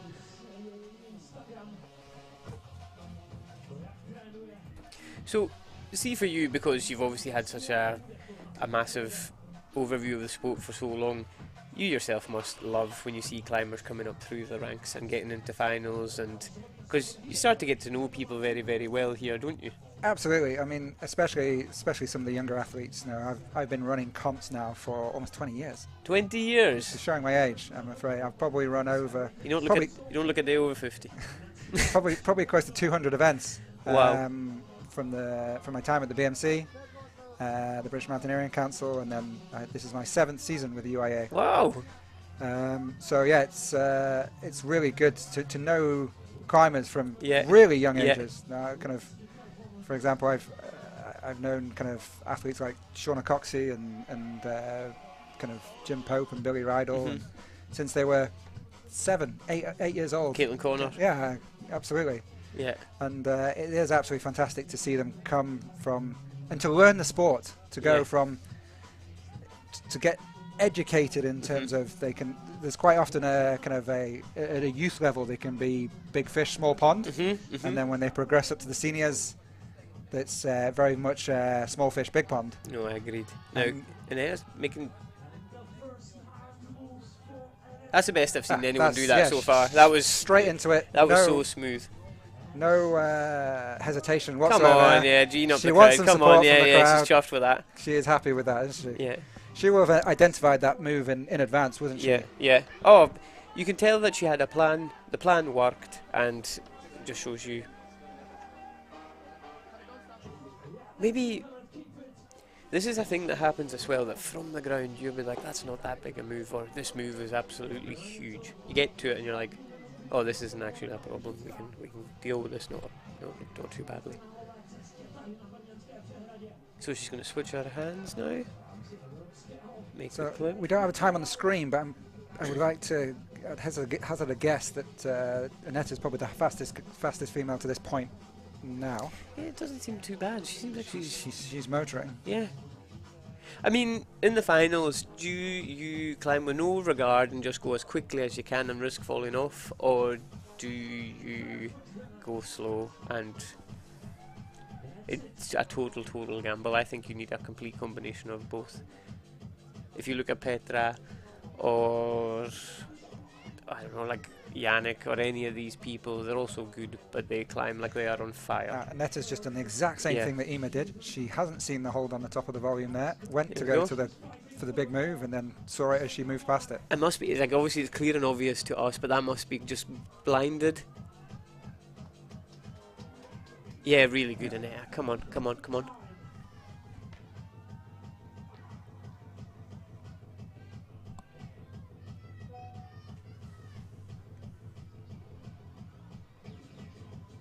Good. Got our crampon stuck in the rope there a wee bit. So see, all these things, you can't ever think to yourself, oh, this just happens to me. It happens to everybody. And you just have to take a wee second, remain chill, and then go back to it. It's quite often that when a lot of people go climbing in any discipline, see the second that they're frantically panicking trying to make a clip, see once they make the clip, the world is a happy place again. It's like that sort of thing. It is amazing how just that kind of the calming effect of that little clip. click of the carabiner, of the rope going into a carabiner. The world is good, just checking it. I think she's going to try and hook this thing on the side of the volume. A really good performance from Anetta here. Now she has spotted the hold on the side of the volume there, but so half the athletes didn't. Olga wrapped it, let's see. But Olga did this at the beginning as well, just try to figure out the good part of it. Anetta's she's pretty happy with that. Oh! Well, maybe not so... okay. She's had second thoughts. I wonder which is the higher hold in terms of points. It's definitely this one, isn't it? I would say it's that one, yeah. Yeah, so if she releases the right axe, right, good. The only issue she has here is she's got to make that clip from that hold now, which Olga made that clip comfortably from the other hold. Left hand up, right leg over, and now big core move to get this. Yeah. And this thing is... Oh, come on. I don't know if that's a good thing or a bad thing. Come on, Anetta. That was unlucky with the swing. That's the problem with these these big holds moving. Yeah. She's got it in. Come on. Yes. It's amazing that... If she gets her axe into this hole, she's in the lead. I think. Other side. I think she goes next. Yeah, next hold. Anetta, this is as good as I've ever seen you climb. Well done. Absolutely. Really, really good. So, a lot of people think that, see, having all of your weight on one arm is exhausting. It gets to a stage where you get really good at it, where it's actually a rest. That's it. This is absolutely fantastic. Good. Anetta Luskova from Czech Republic climbing into the lead. So everyone always looks at the hands and the arms going for the hold when these things have been done, but if you pay special concentration onto where the feet are and the pushing off and the press, that's where all the power and all the leverage comes from. Feet both in, really good, trying to get as much weight onto your legs as you can. Right, is this a wee silver thing, wee metal thing? Stein? Right, yeah, so that's the Stein we saw Javier in. Yeah. He was quite solid in this one. Oh, Anetta, you are absolutely flying here. Well done.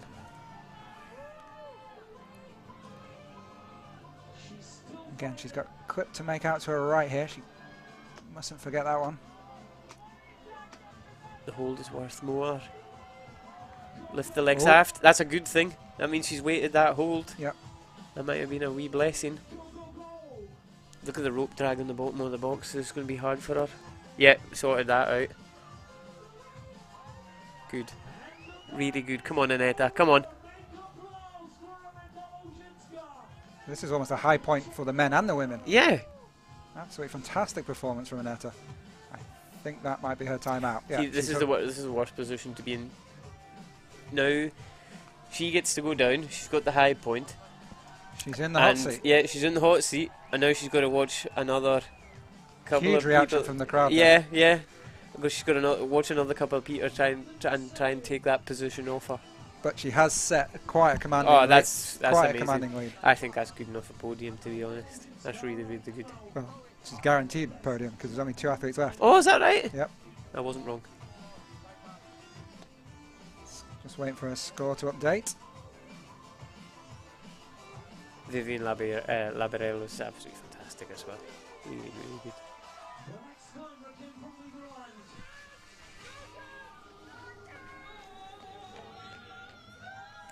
So in previous years, this event has only been open.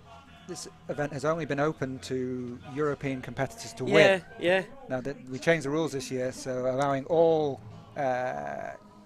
competitors to enter, but also anyone can win this year. So going from a European Cup to a Continental Cup, which I think is an absolutely great idea because people like Masato or Tyler Kemby, people are willing to travel the whole world to do this. So Yeah, I mean Tyler travelled all the way from New York. yeah. Absolutely fantastic. So we have Anetta well into the lead with a score of 30.0. Yeah. 25, 5 points ahead of her nearest rival, Olga Kosek, in second. So with Right, okay. Marianne from the Netherlands and Vivian from Switzerland left to climb, she's guaranteed at least bronze position. Okay. Here's Tom Starting very Phillips. fast, starting. Tom? Tom hasn't said this to me, but I think quietly over the summer he's been working about how quick he can climb because he is just flying these days. Oh! There is the curse of the commentator. Oh, Tom. Off the first. Very low hold. What a shame. Oh, it happens, mate. It happens. That's competition. Yeah. I think if you were to go back on YouTube and look at all the previous UIA videos that are available, I have watched a good climber fall off on an easy hold Yeah, or on a low down on absolutely. everybody's I think there's competition. for every competitor that's won a World Cup or won a Continental Cup, Yeah. they've all done yeah, that. Yeah.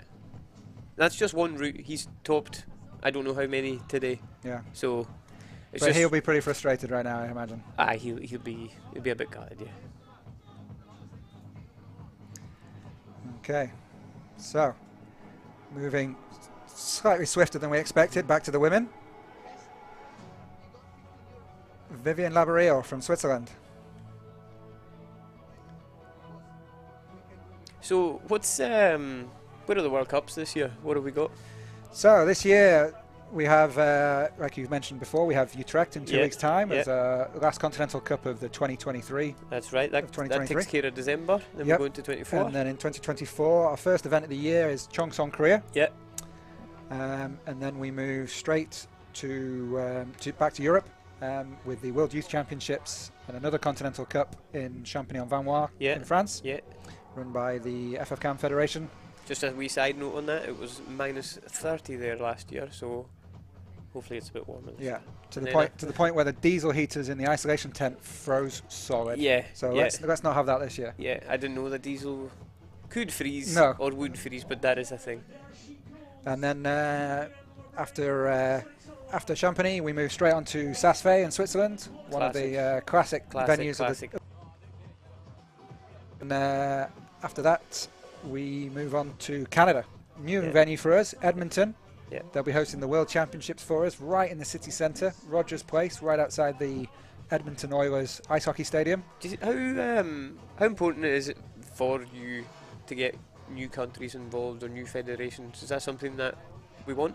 Absolutely. I mean, I think kind of since the issues we've had with COVID and kind of other kind of issues that are affecting the world right now, we have lost a few events. Yeah. We would normally have an event in China. We'd normally have at least one, possibly even 2 events in Russia. Well, mate, if you get an event on the moon, I'm sure to go anyway. So just keep them coming. So yeah, developing new venues, new structures is absolutely key to the sport. And this newer venue in Canada, I think will prove to be an absolute fan and athlete favourite. Yeah, because we had an event in downtown in Denver. Oh, that is like. And I'm hoping for a repeat of that, basically. Yeah, yeah, that's a very, very famous. Right, come on, Vivian.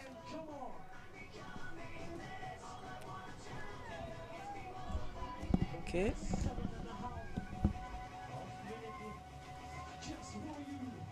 Good concentration, good pace right out the gates.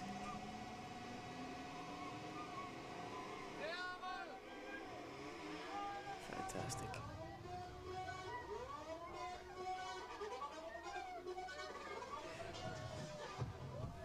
So she's just running through this really, really well. This is a big shoulder move.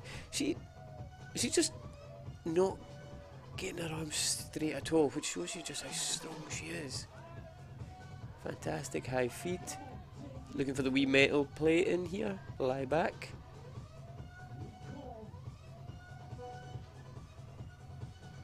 Fantastic.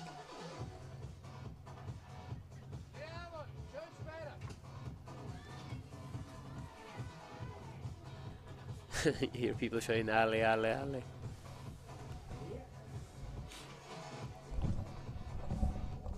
Good. Wee foot slip there. Okay, I'm going to test your knowledge again. Right, okay, let's have it. German. Oh. You know why I don't know this? Because I think this year is the first German competitor that we've had in my whole time around. But Vivian's from the German-speaking part of Switzerland, so you will have heard it before. What is it? Auf geht's. One more time? Auf geht's. Auf geht's. I'm sure I'm going to be multilingual by the time of my competing career ends. This is really good.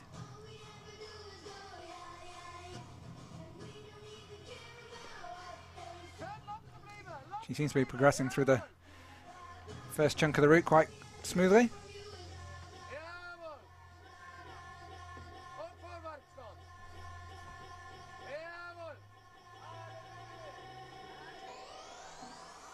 She's just doing everything well.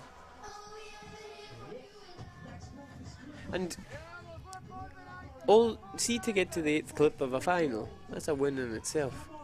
It's not that these moves are easy in any way. Like, they all require the same amount of respect and motion and good technique. Right. Look at the straight legs, completely straight, everything brilliant. Another big wingspan, do you think? Yeah. Or just being very, very comfortable, being uncomfortable. Again, Vivian's one of these climbers who's still very young, still only 24, but has been on the circuit climbing for the Swiss team for a number of years. Yeah. I currently think just now, if you're 24, 34 or 44, doesn't, like, you could get into this, you could become very, very good at this. I think the age thing it isn't even a thing, to be honest. I think it really is a sport for everyone. Come on, good. Vivian's best result last season was actually winning the overall in the speed.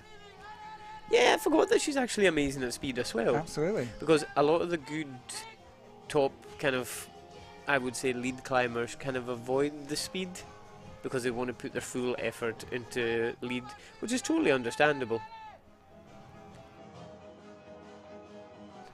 I think a lot of people have embraced it over the last few seasons. Yeah, they have. But I mean, Mohamed Raza. Yeah. The Iranians are unbelievable at speed. Yeah.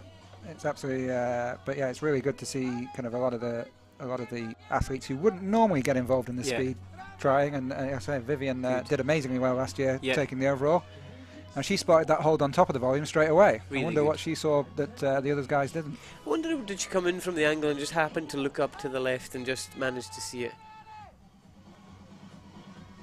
Still going for the fig 4 to get to the next hold. Come on.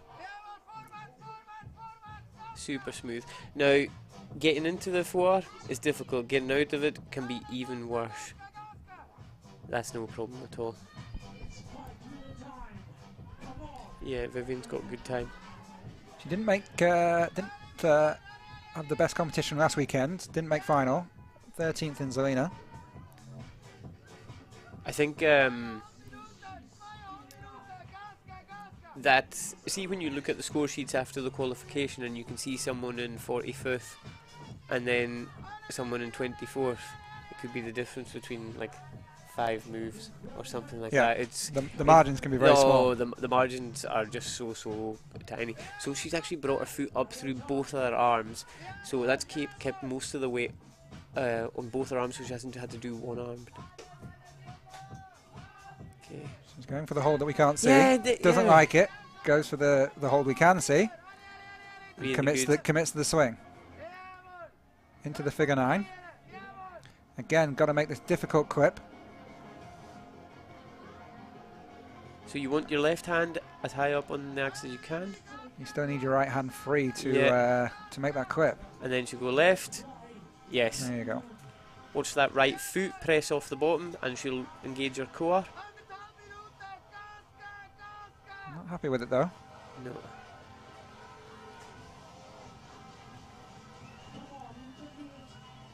Come on.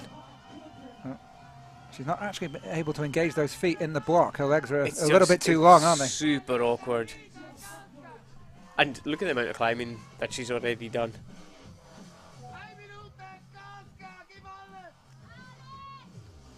Now she's committing to this next hold. She just wants the points, I think.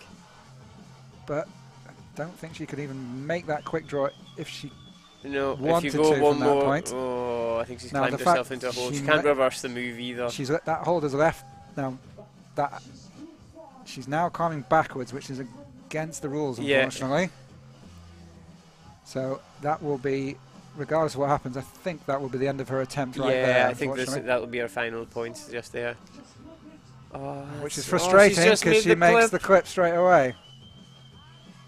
I'll be interested to, oh no, she's still struggling.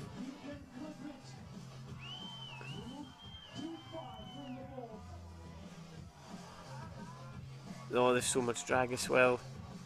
No. And she's off. Yes. Good catch. Also, from a safety point today, the B layers have been absolutely fantastic and done a great job. That is not an easy job to stand in the cold for 12 hours. They've been amazing. I 100% agree with you. I think the B layers at all UIAA competitions. All. I mean, today it's only been 0 degrees, but it has been snowing all day. Yeah. But no, at all UIA comps, the B layers are the unsung heroes that stand there in the cold. Yeah. Judges too. But no, the B layers of today have been absolutely fantastic. Yeah, there's never really a complaint about them ever. They've just switched on, pay attention. It's they just do a great job of what they do. And they need to be fully aware at all times because you guys are winging at them with crampons, very sharp crampons, ice axes. Exactly. And you can be thinking, oh, right, I know who he is, I know who she is, they could probably get to the top. Next thing you know, their axe breaks in half.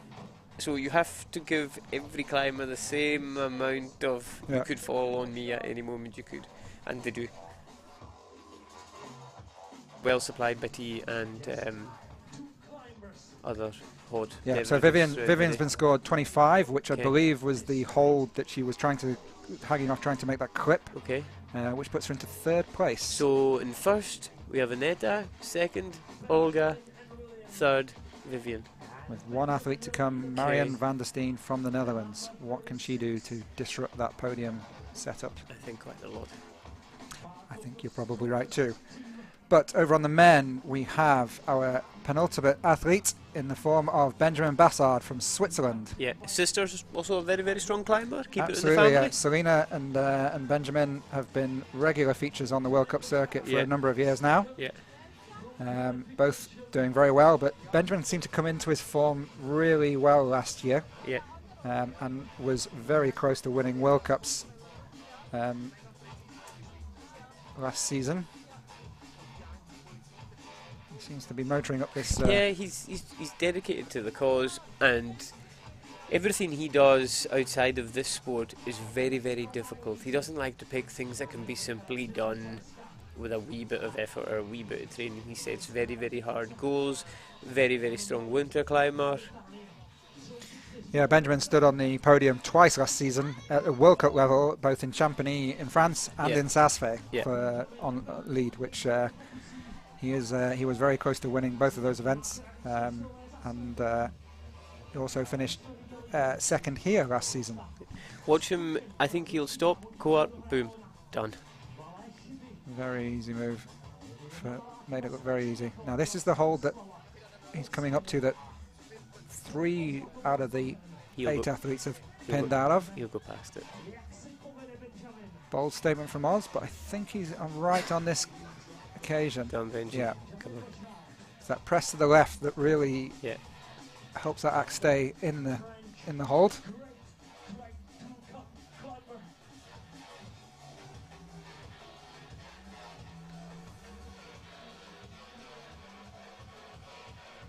Yeah, clever. Teammates are giving him absolute great encouragement as well. I can hear them from here.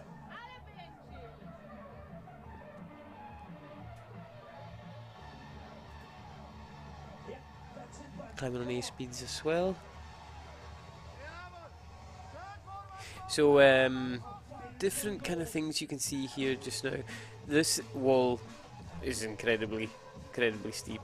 It's over, and the use of the volumes is to make the holds as worse as they can be, but just manageable.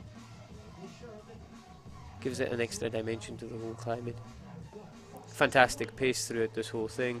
Yeah, he seemed to have motored through that first section quite quickly. Yeah, and from a learning point of view, you look at all these athletes and see when they go for a hold, they're not scratching about, they're not doing anything. It's very much the same as if you watch a very, very gifted rock climber. They see the hold, they know the place, they wait it and they go. They're not kind of moving their hand about or anything. It's just very, very nice to watch.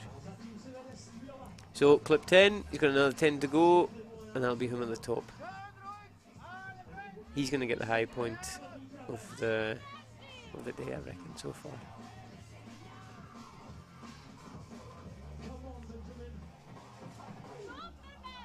He definitely looks the most comfortable at this point. He does, doesn't he?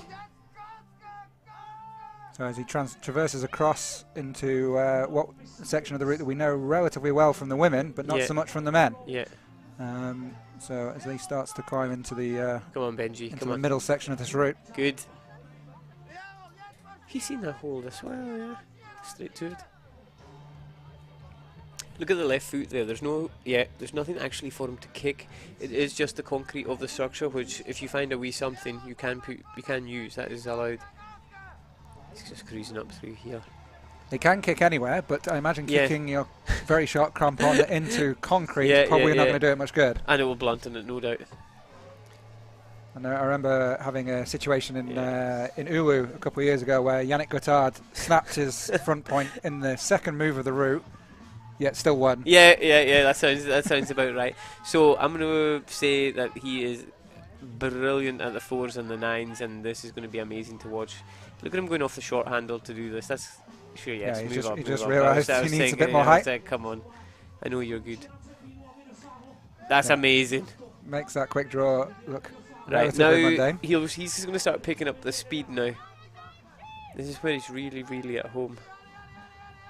Look at that. Oh, even just look at that. Rocks through, crosses through, and that's like seconds, minutes. You know, that could really tie other people up.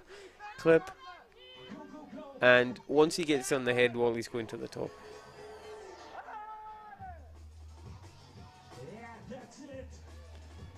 As he moves off the big hanging volume, Yeah. that's moving around quite a lot onto the smaller one, which is a bit more static. Yeah. This is where we slowly start to get to the high point of Javier from Spain. Yeah. Go on. It'll be interesting if this final comes down to 2 tops and then it has to go off of time again like it did last week. Me personally, I'd rather it come down to the holds. Yeah, that would be nice. Coming off the time, I That think would be nice. it'd be nice But to split the climbers on the I think route itself. last week it was because you had 2 people climb exceptionally well. That's the only reason that kind of happened. It was phenomenal. Both people did amazing things. Now, I've watched him do this move before. This type of move. Oh, let's have a second Okay, look at just it. re-gauge it. So I think this is where we lost Javier. Yeah, he makes wasn't this it? move. He's got the top. Right, so that's him in the lead. Yeah, so he tried to skip a hold because I believe the next one is good. In from the top. Now watch him go through the gears here as he pulls off for this. Okay, so that's Benjamin Bossard from Switzerland clearly into the lead of this competition. Big shoulders, nice, through. One more clip. Will we make them both from that Has position? he got the time? Time Come will on, Benji. probably come into Go on, bud. into here. Boom, boom, boom.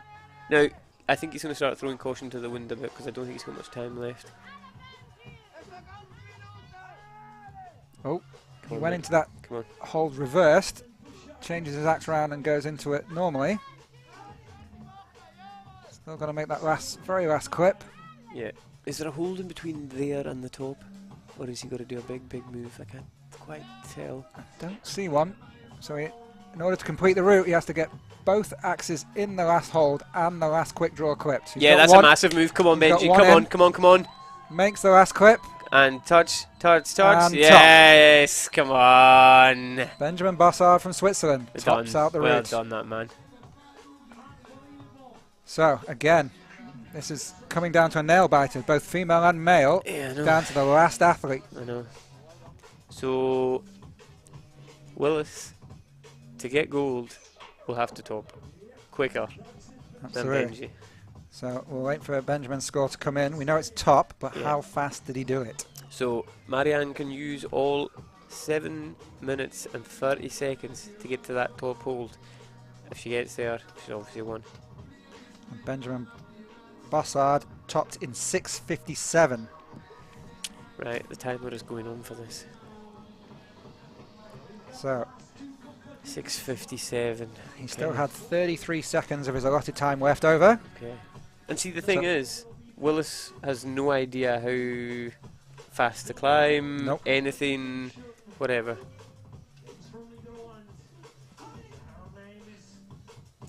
Good integrity between everyone because they all respect the rule. They want to win correctly, perfectly, just keep everything right. And Marianne comes onto the stage, getting ready to tie in. Again, Marianne, one of our older athletes, 39 years old. Been on the world circuit for a long time, Yeah. One of our best athletes as well. but seems to be coming into her own Yeah, over this like- last couple of seasons. Oh, phenomenal outdoor dry tootler as well. She has climbed the 3 hardest grades that we have for dry tooling outdoor in a weekend, what some might put a lifetime into. But obviously, when you can on-site D11 any day of the week, these higher grades, they do come a wee bit easier, but this is a lifetime of trying hard. Yeah, so looking at her results on the result sheet I have in front of me, they're all gold for the last few events. Look at that graph. She won. Boom. Up. She won last weekend in Zelina. Yeah. She won the last European Cup of the season last year in Oulu, Finland. She won in Glasgow. Can't stop winning. Not managed to crack the World Cup circuit That'll podiums yet, though. That'll be Never covered. never That'll be quite covered. had a. I think the World Cup factor is the travel as well. Like that truly, even if everything goes right, like coming from Europe to Korea, time off work, and you need to do it quite quickly, and you might not get as acclimatized as you want, but I think this is her year. She's trained so hard. Best result over at a World Cup level again was last year, but 4th in Saasve. Yeah. She is flying up the first part of this route. Right, so well, she's got full 7.5. Apologies. Got Willis on my mind. She does have the full 7.5 minutes. Yeah. But although the athletes are in isolation, it is only a marquee just behind the structure. Yeah. So she will be able to hear whether the fact that Yeah. the crowd as to whether they've cheered a top or not, and she will have worked out probably in her head that no female has topped this route so far. But you always hope that the competitors come out believing that they have the ability, they have the strength, they have all the tools they need to top the route, and you just want them to see them achieve what they've put in. And Marianne this year has put in a hell of an amount of work.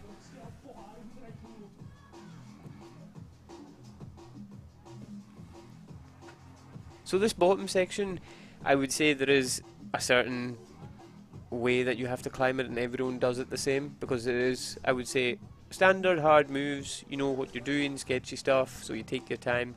This is where we come to the kind of less obvious, different style. Marianne's taller.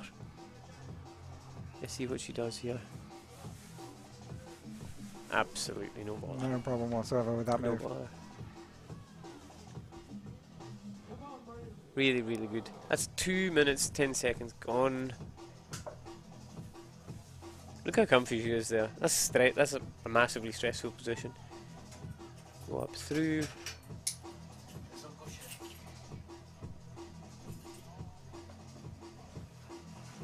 Pull up to inspect the hold.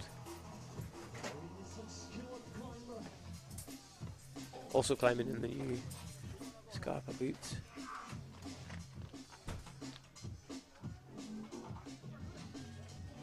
I very much think that this is a sport that what you put into, you kind of get out of.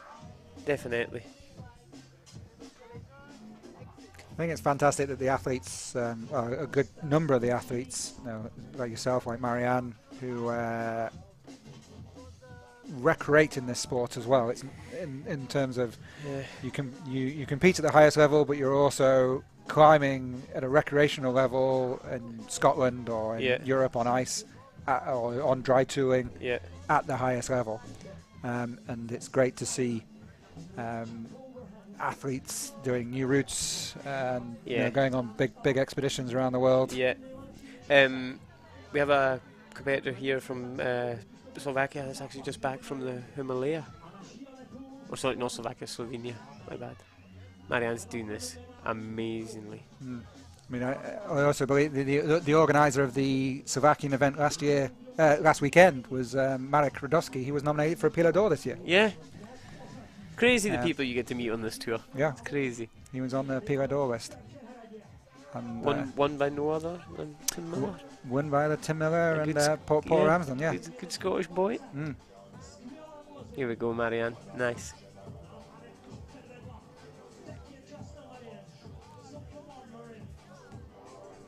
Now, she's gone up with the other hand. She's facing out the other way. Oh, Marianne! She won't be happy with that, unfortunately. Oh. Trusted into that hold that, a lot of the others didn't trust. So? Read that route wrong, but what that does mean is Anetta Luskova has won on home turf. I can guarantee you she is going to be absolutely buzzing. That's amazing. She will be absolutely delighted with that. Oh, wow. Oh! Not good. Olga Kosek in second place and Vivian Lavarelle in third. Provisional results these, of course. There was obviously the window of opportunity to appeal. But yeah. I personally didn't see any room for appeals or anything, so we'll just have to wait and see what happens. Yeah. But I think that's pretty set the way it is. I can't see the top three changing. Still waiting for Marianne's score to come in. So what do you think? Willis will know he needs to top now, won't he? Yeah.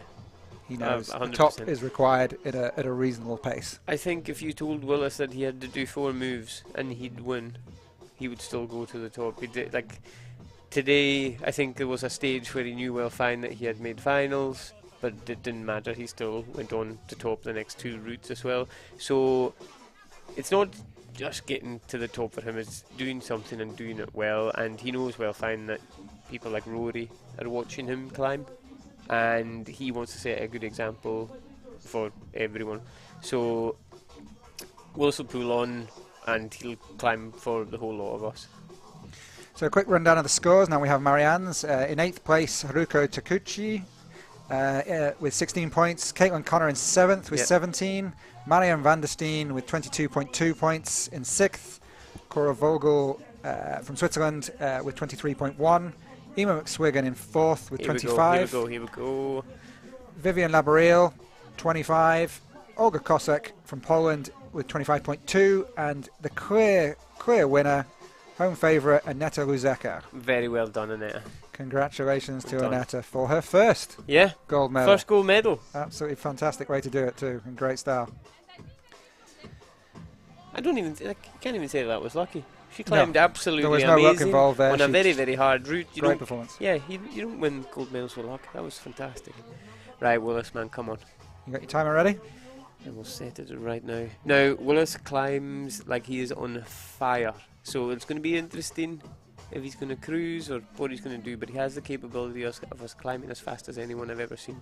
So your timer starts once your axe leaves the wall, not when your foot both here on. So time And now. Right, come on, buddy. Very, like, Willis comes from a route setting background, apart from being obviously a phenomenal climber in every discipline, but comes from route setting. So, like no one else I've ever met can see a sequence before whatever. He just reads a route really, really well. Fitness is great just now. He messed up his hand last year, spent all year getting back in shape, coming on these trips, so it's no surprise why he topped the final last weekend and is now last out, qualifying first. Smooth. I remember being stood watching the Willis's first event in Brno a couple of seasons ago. He also made finals and committed the what we discussed earlier, the cardinal sin of falling off the first move. Exactly. But I think like once you do it once, you've served your time, you've paid your price. Look at this big swing. Yeah, good mate, good. Get that locked in. Right, that's him being on the wall 1 minute and 10 seconds. No one's done that quick. No, he is moving, but this is the move. Okay, so out left. I'd like to think that he's thought, I'm going to get this bottom section done and dusted. Oh, mate! Yeah. That hold has taken out quite a few climbers. Nothing wrong with that at all. Such a shame. But that is almost half. That is half the field taken out by that hold, unfortunately. Yeah. So that means that Benjamin Bossard from Switzerland wins in Brno. Perfect. Only athlete to top the route? Yeah. So, from a route setting point of view, he's had one top, absolutely brilliant. And Willis will get joint, is it joint 5th? No, Willis finishes in 4th based on his, no, 5th, sorry. Sorry, yeah, 5th. So we've got Willis in 5th there. So, yeah, quick rundown of the final results. Tom Phillips from the Netherlands in 8th place. Dennis van Hoek also from the Netherlands in 7th. Jan Meleski in 6th place. Willis Morris from Great Britain in 5th. Virgil Devenir from France in 4th. On your podium for this evening, Jonathan Arthur Brown from Switzerland in 3rd.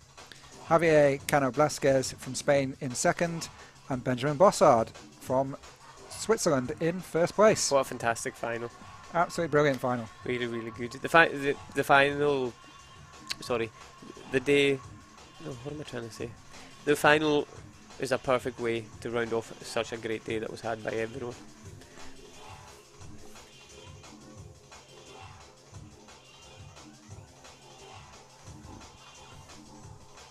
So, we will be moving on to the podium ceremonies. We won't be streaming the podium ceremonies because it will be a good 10-20 minutes of nothing on your screen until we have the ceremonies. So we're going to wrap up here.